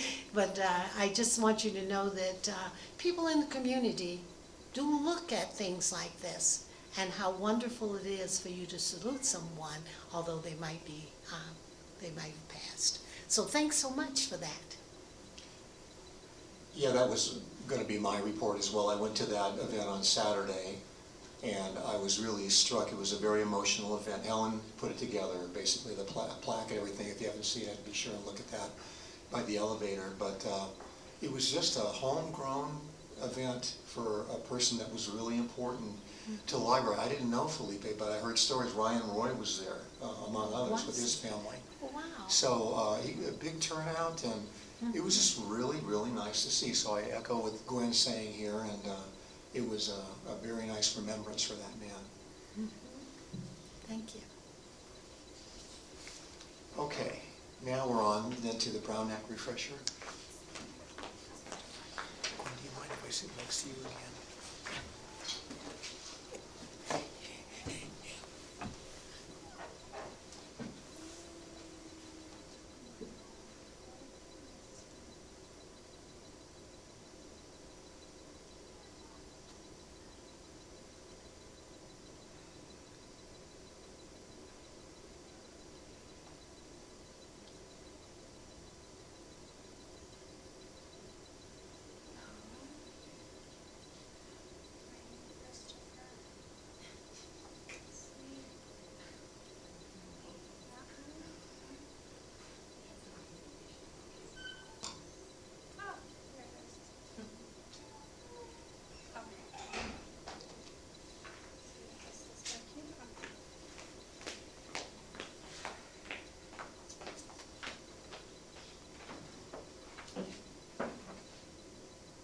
So before we start, there are a couple of slides that are very text heavy, so I apologize. Also, we're kind of running out of topics since we've been doing this every month, so next month maybe we'll have like a pop quiz for you guys or something. Let's just give you a warning. Love it. So this is on agendas and notices. It talks about the agendas for different types of meetings. So the first one, obviously the most common one we use for regular meetings. It talks about every regular meeting needing an agenda and having a brief description of what is going to be discussed. One thing that I just wanted to mention was that a lot of this information comes from the Brown Act guide provided by the League of California Cities, and they like to use a lot of examples in that document, and they talk about boards or meeting agendas that just say project or consideration of project, and how it's not, you want to be as specific as possible with your agendas. You don't just want to say project, you really want to explain what the project is that the board would be considering. Also with like executive directors reports, if it just if it's like an overview and you just say executive director report, they said that's fine. But in that instance, you don't wanna start a big discussion amongst the board members as it pertains to that report, because there was no information on the agenda about what that report was going to include. So the good thing is, for our agendas, a lot of the directors' reports will have items listed, which is just a little safer of a way to include things on the agenda. And then the 72-hour requirement that is there. Another thing that they know is posting it on your website. So that in itself is not a location accessible to the public, because the Attorney General view of the internet is it's not accessible to everyone. So that can't, count as a place. We do post it on our website because there are specific, and you'll see in a later slide, there's specific stipulations that, if the district or agency has a website, those things, then you would have to post it, but it's not, it doesn't cover you, basically. So where do we put our hard copy posting? So our hard copy agendas are posted here at the main library, at the Altadena Community Center, and at the branch, Bob Lucas branch.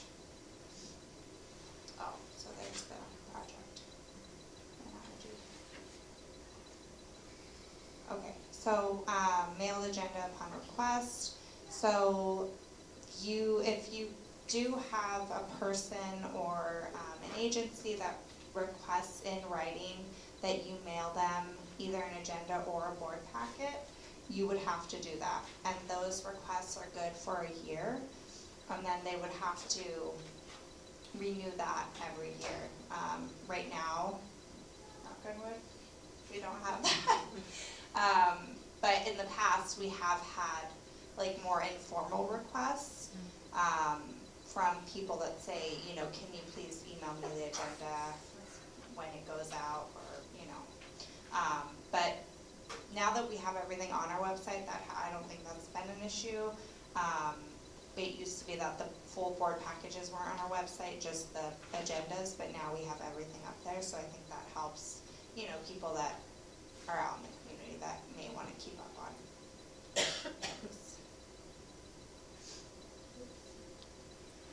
So this is saying that there's no express agenda requirement for special meetings, but the notice of a special meeting effectively serves as an agenda and limits the business that may be discussed. So I should have put a little picture in here, but you've probably seen that sometimes we have a special meeting agenda that looks like our normal agendas, and then other times we just have a notice of public meeting. So those are much shorter, and it just has the legal citing for the code, and it says notice of public meeting. I actually pulled up our website. So one of the last ones was a budget workshop, for example. So it just said, notice is hereby given, that the budget subcommittee is conducting a budget workshop. So that was the one you guys did in 2018. So it varies whether whether we put up an actual agenda or just a notice of a public meeting, but either work for that, for a special meeting. And then kind of follows the similar requirements for agendas as far as the time and place and description. One thing I didn't note, I think, in this PowerPoint is just if there is a teleconference, similar to when we had Jason call in, we do have to include that location. So wherever that person is calling in from, that has to be on our agenda.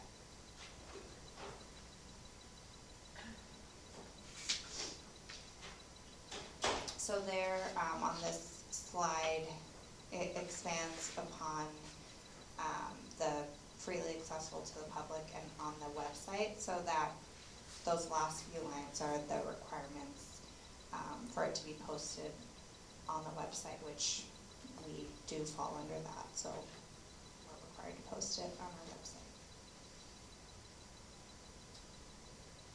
So adjourned and continued meetings, similar but a little bit different. So if a regular or special meeting is adjourned or re-adjourned to a time and place, it can be adjourned to specified in the order of adjournment. So when you adjourn the meeting, you're supposed to say at that time when you're adjourning the meeting to, and then you would put up the notice that the meeting was adjourned and that, you know, when it's going to be continued, basically. And then if it's less than 5 calendar days, then you don't need a new agenda to be posted. You just can't add any new item, basically. So emergency meetings, special meeting notice provisions apply to emergency meetings except for the 24-hour notice. News media that are requested, written notice of special meetings must be notified by telephone, so we don't have any of that here. I think that's more common in, you know, big school districts or city councils where like a media, you know, organization will have a request with that organization. So if they're having an emergency meeting, they would have to call someone and notify them that they're going to have an emergency meeting.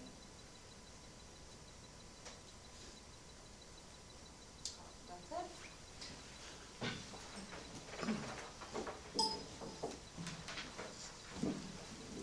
Thank you, Kyla. And congratulations on finding so many topics in the, it's number 8, I think, by my count, so way to go on that.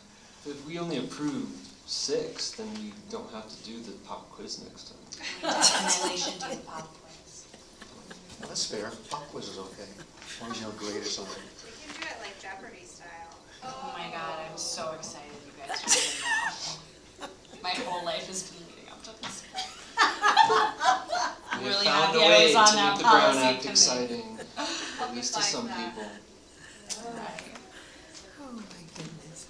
All right, we're on to the next item, and that is 6B, which is response to staff association requests, information.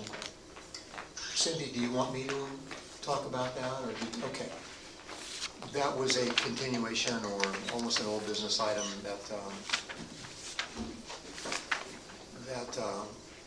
I was asked to do at the last meeting. And I could read the letter, everybody's got it in their packet so they can see, you can see it for yourself. I thought it was important in the letter to state expressly that we really do view the staff, and I was writing on behalf of the board, I hope you got, I didn't run it by all of you, but I think you'll agree with the content of it. We really do view the staff as being by far the most important asset that this library has. I wanted to get that out there. And we do hear, we heard the items in the letter, we do take these things seriously, and we are starting to make some adjustments now to make sure that we're looking at the individual items that were listed regarding pay and time off and, you know, so on. It was all listed on that. And as we go through the next few months and we are able to blend in new audits and reports and such that we will be expecting from our sort of revamped HR system, we will make sure that we get back to the staff with the information and the latest on the requests that they made. Are there any questions or comments on that? Just one suggestion and one really pedantic thing. My suggestion is just that, you know, I know that we don't know exactly what it's going to look like, but both in the executive search process and the strategic planning process, it might be worth being a little bit more explicit that we really want staff input, we value staff input, and that it's an important part of both of those processes, because, you know, the contribution of the staff to both of those is going to make them so much stronger. And then my pedantic thing is we're a freestanding special district, not county agency. We're a freestanding. In the bylaws committee section, it says streamline our basic structure as a freestanding county agency. We're a freestanding special district. Oh, okay, gotcha. Sorry. Yeah. All right, But thank you for writing this. I think it's important. Yes, I think it's important. thank you. Great. Now, on to new business and resolution 2019-05.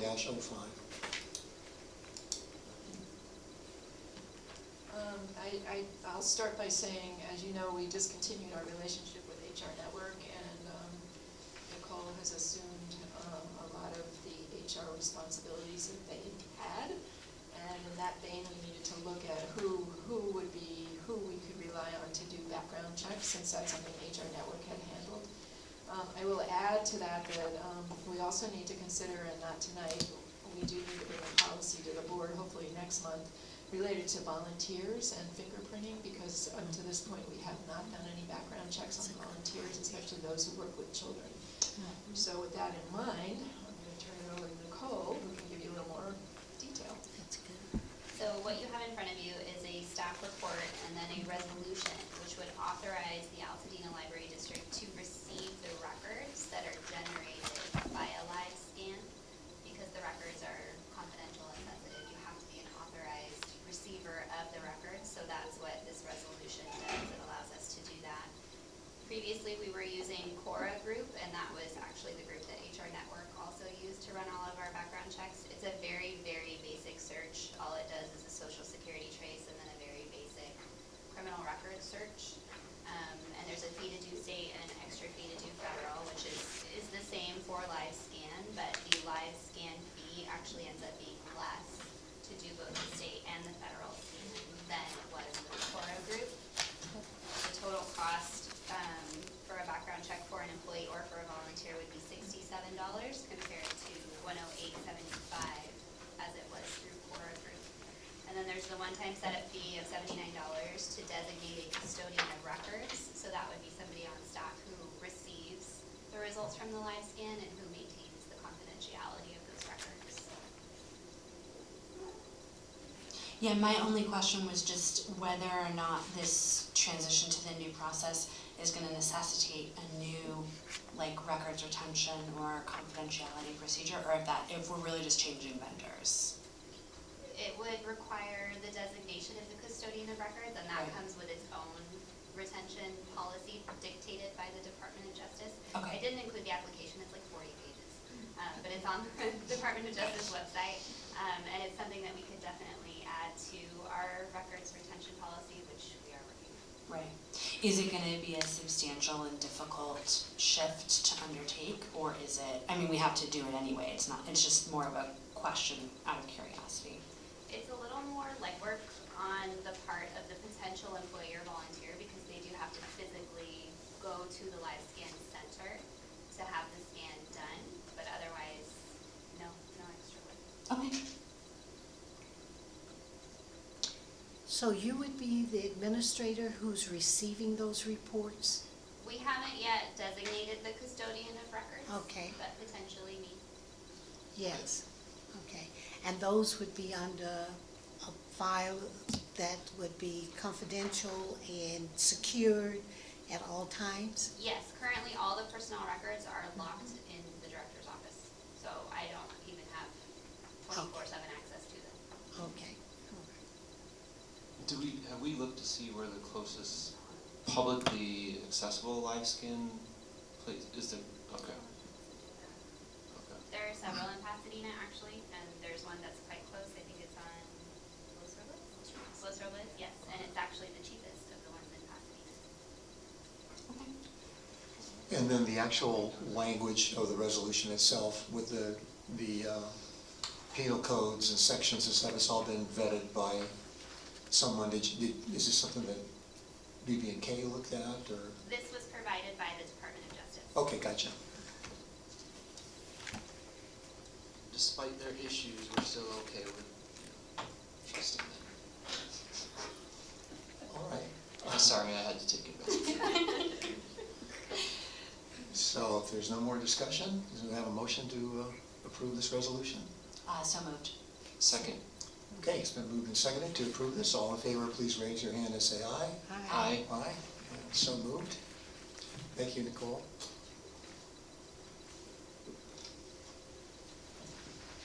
The next item is B, a request for proposals for a new banking service, and sounds like you're on for that too. It's me again. So we currently bank with Chase Bank for our regular checking and high yield savings accounts.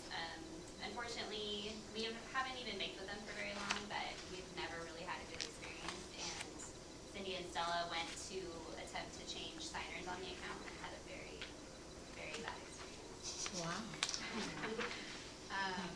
So this is just a request for proposal for banking services that we have had reviewed by Cindy Byram of Platinum Consulting Group. She actually knows many local banks that specialize in governmental banking. So she actually has several contacts that we are going to send the RFP to that would be able to tailor our banking needs and serve us better, hopefully. Okay, This seems great. that's wonderful. Questions, comments, anyone? No, it's very extensive. I've got a couple questions, and that is, this is a 3-year contract that you're proposing, and if I'm reading it right a little later on, you do have a pretty broad base for just canceling the contract, right? If they're not living up to expectations, because the one thing I would hate to see happen is us fall into the same trap with another bank that we're experiencing now. So you're feeling pretty good about our ability to withdraw if they're not performing and so on? Yes, actually, and I had kind of suggested a 1-year term, but Cindy Byram recommended the 3-year to lock in a lower rate with whatever bank we end up choosing, with this condition that we would be able to exit if we needed to. Okay. And then the other comment, and I don't know if this is really appropriate or not, but you know, I went in to talk to Nigro and Nigro a couple of months ago about procedures and stuff that we have in place for payment and controllership and so on. Was there anything about their session here that you were able to inject into this? In other words, are you doing anything different or proposing anything different with this bank than the procedures you've used in the past? There are a couple of differences, not so much with controls. That would basically be the same as what we do with Chase. I am requesting that the bank that we choose works with LAIF, which is local agency investing, instead of keeping most of our money with Los Angeles County to invest. And I do have a proposal ready to go for that. I was waiting on some information from the county, so it's going to appear in next month's board meeting. Okay. But that would be critical in choosing a new bank, that they're able to work with the local agency investment fund. It would make it a lot easier for us to get our funds and to use them when need be. Currently with the county, I have to submit a trust warrant, and it takes 10 to 15 days to receive our money. I have to send it certified mail. It takes a very long time. And LAIF has an online service. It's almost completely self-service. I can get funds the same day, check balances at any time. It's going to be a lot more convenient. Yeah, that's a huge improvement right Yes. there. That's great, okay. All right, those are the questions I have. Just a point of clarification, our current arrangement with Chase, are we exiting that? Are we canceling it, or was it just an at-will? It's at will, so Okay. the current contract expired, so it's just at will So for right it's- now. okay, Yeah, cool. We're free to leave at any time. Great. Seems good. So I move to approve. Seconded. All right, all in favor, please raise your hand and say aye. Aye. All right, that is done, thank you. Okay, another request for proposal for Human Resources Services. Again, Nicole, I think that's you, right? Oh, no, okay, That's me sorry. this time. So as you know, I've been talking about our HR policies and procedures and processes, and concerned that we have 3 different handbooks that need to be referred to for all of our policies. So this RFP is allowing us to go out and hire a consultant, an HR consultant, who will help us consolidate our HR handbooks and look at our policies and procedures in terms of legal compliance. And the timing of it is good with Nicole taking over some of the HR responsibilities. And then also doing some a compensation study of those classifications that we deem to be off-market, and some also job audits of some of the jobs that I have not looked at. As you know, I looked at some jobs and we made some adjustments last month. But there's some other jobs that I don't have the knowledge, enough knowledge to be able to really audit and determine if they're in the proper classification. So we have $30,000 in the 1920 budget. I don't expect that this will utilize all of that funding, but this allows us to move forward with an assessment. Cindy, would you refresh my memory or whenever we did the budget, we talked about this, and you said that there were basically two functionalities we were going to try to get out of hopefully one or multiple firms. One was definitely the audit. Was the other one the compensation survey, or was there another thing that we were trying to get done as well? Really, the other thing was reviewing all our policies and procedures. Got it, okay. And then are we asking for market analysis of all of our positions or just certain ones? Just certain ones. I think some of them, I mean, and I'm not an HR expert, but off the top, I do think some of our job classifications, especially with the changes we made last month, are close to market. I mean, and you have to determine who you're comparing yourself to. And, so I think it's really probably half the classifications. Is there any provision in this process, or is it indeed a standard thing that one would do to have them take a look at the evaluation protocols that you all presented a couple of months ago? Is that like wrapped into just the sort of general HR policy? Yeah, I mean, that's something they would review along with everything else. Okay. Any other questions? All right, then, can I get a motion to approve this request for proposal? So moved. Second. Okay, all in favor, please raise your hand and say aye. Aye. Aye. All right, that motion carries. Now we're to D, milestone awards. Okay, it's been mentioned several times tonight that our most important assets are our employees. And so one way of recognizing that's kind of traditional and well accepted across many organizations is to do recognition of service milestones. So what this does is recognize 5-year increments with a gift certificate that would be taxable, but depending on your milestone, would raise as you go up the ladder. Also a gift certificate or a gift with perhaps a plaque on it that recognizes your milestone, and a certificate of appreciation, along with a party, so to speak, the day that we would bring the person to the board for acknowledgement by the board of their milestone. And it would give the supervisor an opportunity at the meeting to express their appreciation and cite the contributions of the person over the last 5 years.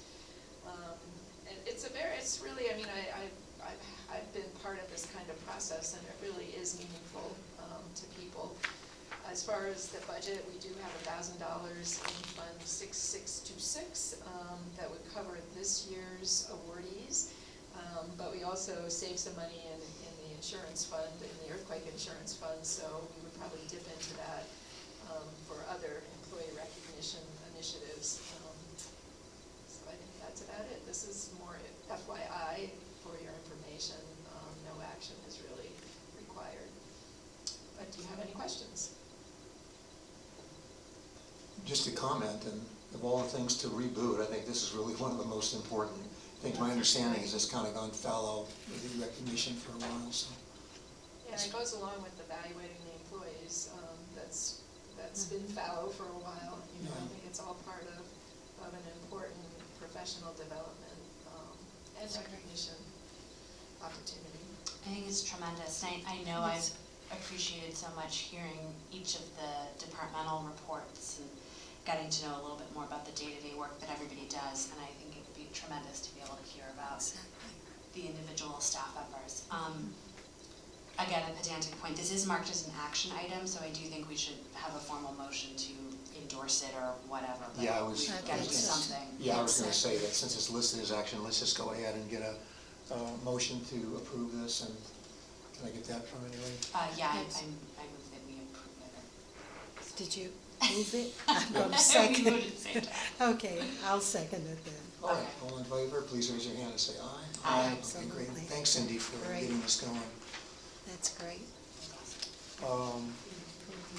The next one is item E, resolution of intention to approve an amendment to the contract for CalPERS. And this is one I'm looking forward to hearing about, because I'm not quite sure I know all of the ins and outs on this one. Is that you again, Cindy? No, this one we're gonna bounce off to Okay. Nicole. Okay, so this is another staff report and resolution. This is a resolution of intention, so anytime we want to amend our CalPERS contract, it's kind of a multi-step process. So first we do the resolution of intention, and they require a 30-day period between this resolution and the actual amendment of the contract. So at the next board meeting, I should have a draft amendment for you guys to approve as long as we pass this resolution of intention this evening, and then it would go into effect after the September board meeting. So the reason we need this resolution of intention is because we changed the custodian position from a 19-hour position to a 40-hour position. So now that that position is full-time and benefited, it needs to be added to the contract where previously it was excluded.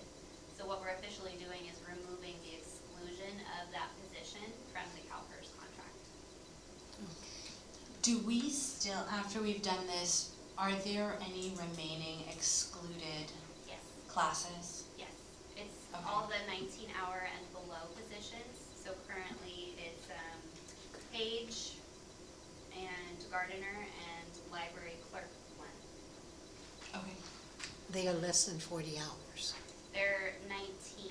19 hours. Okay. And we don't ever anticipate like a clerk 1 getting like full-time hours? They would need to be a clerk 2. So the clerk 1 position is always at 19 hours. The Oh. clerk 2 position is the 40-hour position. Okay. Okay. So we're moving this, so, and it will be effective in September. Yeah, that's So CalPERS therefore, timeline. okay, so therefore, this position would then be covered in the next, in our next, well, weren't we in a new financial year already? Just June, In the next fiscal year, you mean? next fiscal year? It'll be this fiscal year, so It as will soon be as this. it's approved on September 24th, Okay, this so it position will will be- receive retirement benefits. Okay. Okay. And this will be, so it will have some financial, we'll have, well, never mind, you'll include it in this fiscal year. Well, all so- the costs for this year are For the co- included in this year's budget, so we Okay. wouldn't be asking for any additional funding. Okay, just make sure. If in the future we had somebody hired as a janitor or custodian who is in a less than full-time position, would they be automatically enrolled in CalPERS because of this, or would they be hired under a different class of employee? No, so not necessarily, like the library associate position that we have is typically a 19-hour-a-week position, but you'll see that it's not listed. So if a library associate were to work over the 19-hour threshold, they would be automatically enrolled into retirement. Good. And this is something that we need to review when we do this HR assessment in terms of who's the 19-hour and who's exempt and non-exempt and at will. And I mean, the other option that we can consider as we do the HR audit is you can give retirement benefits through other agencies to part-time employees. So that might be something in the future that the board would want to consider for all the excluded positions. But, you know, that's all within the mix that we need to look at when we do this HR study. So is that the understanding that people who come in with lesser hours, that they are excluded and they're not enrolled in CalPERS? Do they have that understanding? Generally speaking, yes, unless they were a member with another agency. If you come in at a 19-hour-a-week position, it's understood that you don't receive the I just want to be clear with people when they come in, whether they receive it or they don't, or else how can they receive other benefits as a result of that. Okay. Thank you. Okay, you made it sound easier than I thought, actually, so any other questions or comments? All right, then can we get a motion to approve this resolution? I so move that we approve this resolution. Okay, moved and seconded. All in favor, please raise your hand and say aye. Aye. So that motion carries, and we'll expect to see this again in another form in the next meeting, right? Okay. Yes, okay. Now we're down to, if I'm doing this, to F, the library closure on Sunday, September the 28th. Should be a quick one. September 28th is Taste of Dina, and it's a third annual. Every year that we've done it, we've closed early to allow for setup. So this request is to close the library at 3 p.m. on Saturday, September 28th to accommodate that setup. It's pretty straightforward, so I don't have any questions. I move we approve that. Second. Okay, it's been moved and seconded to approve that. All in favor, please raise your hand and say aye. Aye. Great. Buy your tickets. My tickets. Especially after every motion. Yeah, every Buy motion. it. It's in Robert's rules. Yeah. Yeah. Okay, And now. bring cash for all the other fundraisings that night as well. A whole big card, we'll have to square out. I'll take IOU. Track them down. Oh, my. All right, now we're on G, review and approval of updated job description and title change.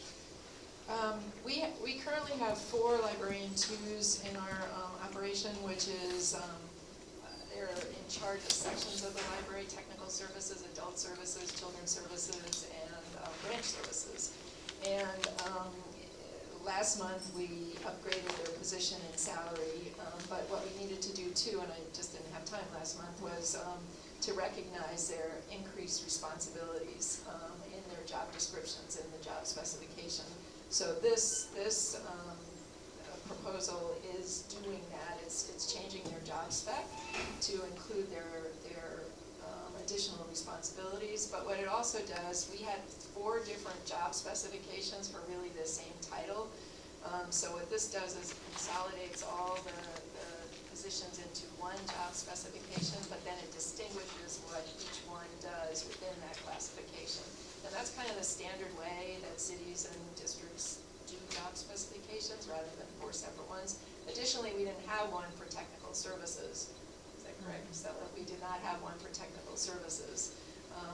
So then the other thing this does is it changes the title from librarian 2 to library manager, and the main reason for that is because it better reflects the position, but also from a recruiting perspective, I think it attracts more people who are interested in elevating themselves to a supervisory or a management position. We've had a little bit of trouble with our children's position and getting qualified candidates, and people don't always read all the detail, and they just see a title and they say, oh, that's another librarian position, which is great if you want to be a librarian, but a lot of people want to be managers or supervisors. Right. So those are the reasons for what is before you tonight. Can you do me a favor, please? I'm having difficulty, blame it on old age. On page 84, there's an organizational chart. So where is that position on this organizational chart? I can't see it. I can see it, but I'm It's not hard to sure. read, yeah. It's very difficult It's to read. all under Public Services Director. So it's on the 4th layer. Fourth Under- layer? 4th layer from the top under public services. Kate Yeah, says under where the public biggest group of service. boxes is. Yeah, I see. I see 4 of them there. I'm sorry, I So- can't read this either. I literally have a magnifying It's really hard. glass So out. I don't have a magnifying glass, and I just, Oh, it's these? Yeah, so Okay, it's and they're these, so- supervising these Yeah, these so four. that, they're Okay. like the departments. Oh, thank you so It's like much. super, I have it on my computer blown up. Oh, well, you need to blow it up for me and send it to me. I just couldn't read it off of here. And I was trying to figure out where was it. Okay. Thank you. Well, and actually that kind of brings me to my question, which is, just for clarification, on that same org chart, how is circulation treated? Is there somebody who is a library manager in charge of circulation, or is that a direct fall down from public services? Yeah, Stella is supervising circulation. Okay, so there's not a person in that box, that's just an area of responsibility. Okay, got it, thank you. Okay. And then I had a question too. I think this is a terrific move, Cindy, for the last reason you gave, and that is that it opens up a group of management slots that would be of interest to a lot of folks. And then there's an additional core responsibility when assigned to branch services that talks about initiates and prepares grant applications. So does that sort of center the grant process into this position? No, not necessarily. It's specific to the department. Okay. And yeah, I mean, that's something we might want to consider in the future, is having one person, but right now it's scattered among all the staff, depending on the grant itself.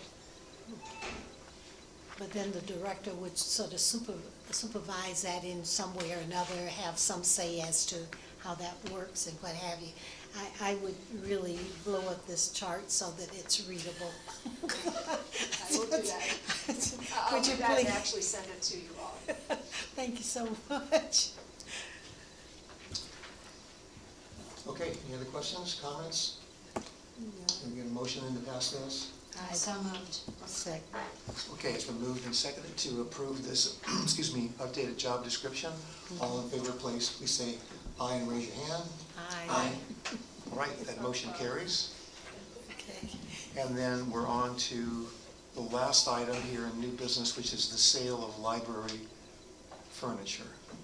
Okay, on this one, this is quick too. So as you know, you approved the purchase of ergonomic chairs for our staff, and those are coming in, I think, August 1st, which leaves us with 33 chairs that we need to dispose of. So the policy actually, the financial policy, disposal of materials and other items, allows us, with your permission, to turn those chairs over to the Friends of the Library for sale.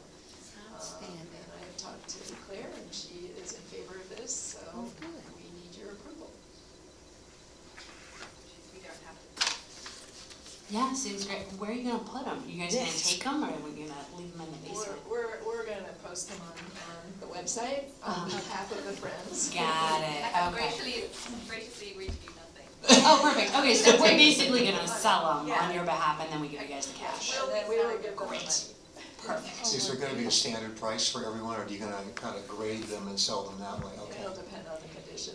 okay. And people will actually, will have to have a release of liability pre-sale. Okay, good. If they're already left over by the book sale, I do need an office chair, so. There you go.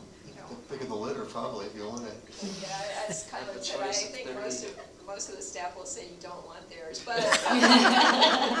there's somebody There's out a there. reason they got it. Maybe there's a really smart. There's one that's only slightly used, Yes. Yeah, I moved it. but she's like, no, they're all well used. Oh, well used, huh? Okay. Okay, it's been I'll moved. second Is there a it. second for I'll this? second that Okay, that's motion. Gwen. Yes. It's moved and seconded to approve this item. All in favor, please say aye and raise your hand. Aye. All right, the motion carries. That takes care of all the new business. I do have a couple of things to say about correspondence, Okay. quickly. And I think Betsy is our government relations liaison, so she might, have looked at this and might have some things to say. But on page 99, so CSDA, as you know, will provide opinions on various assembly bills and senate bills. So I just wanted to bring your attention to a couple of things, because I know in the past you guys have done letters that we've sent out.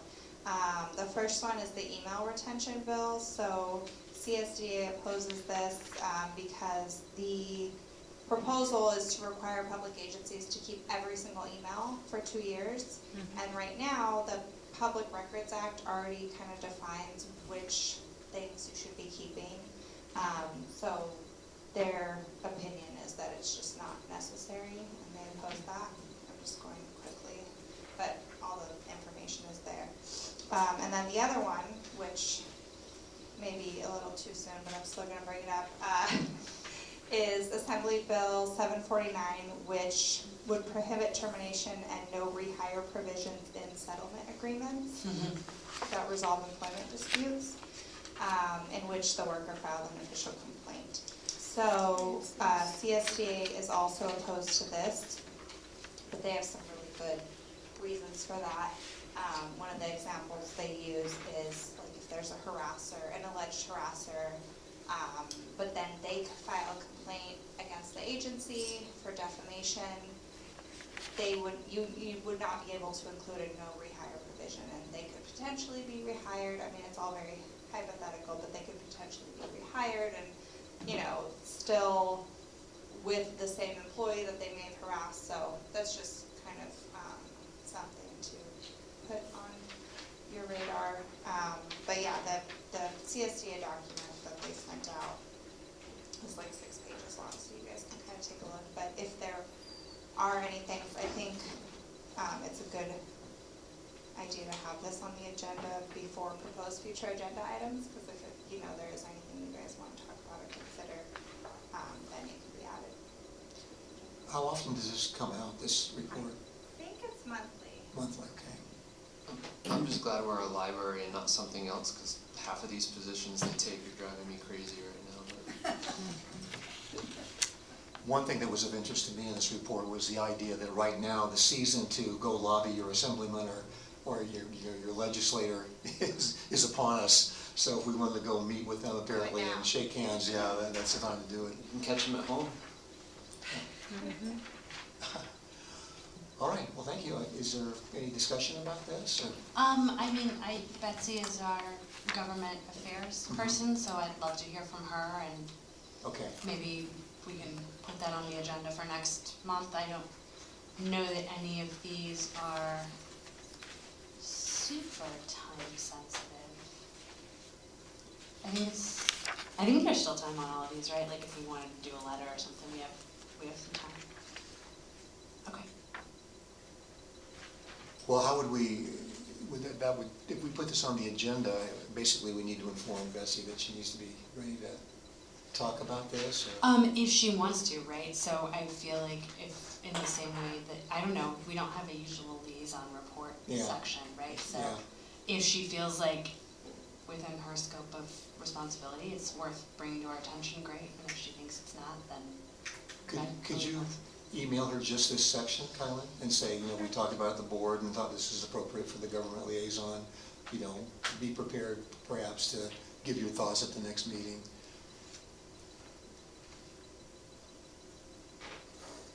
And then, let's see. So any other proposed future items, because we've sort of segued into that, number 9. Now we have no shortage of stuff to do, so. Yeah, we've got I think everything we need to deal with is covered either under committee action or like a regular, I think we're good. Yeah, I think so too. Yeah.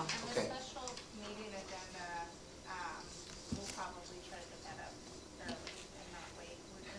Yeah, so it's probably tomorrow it will be finalized. Great. We can just put it up You're talking about the one for the 29th? for next Monday. Yeah, there'd be some language that Ruben gave us on the phone, okay. Yeah. And are we starting that at the regular time at 5? 5 o'clock, yep. Okay. Is there gonna be stuff, sorry, now I'm just asking questions about this. Is there gonna be stuff that we get in advance of that meeting to review, or are we gonna get it all live? I'll ask Paul if he's got anything he wants to send us. He is wrapping up a survey that he's doing. Okay. So he will have results for that, but I don't know if he planned to deliver it in person or, beforehand. Right. The meeting will also be, the conference room that we could reserve is the one over by the, the children's area there, that conference room. And then we would actually, if there's any other folks that want to be sit around and wait for what happens. We would go to the director's office to have our actual closed session, because this whole thing will be just one closed session Yeah. of this, so, Yeah. Or I can figure that out. yeah. Do that. That's on the 29th, okay. All right, well, with that, then, do we have a motion to adjourn? So move. Second. Okay, moved and seconded that we adjourn at 7:58.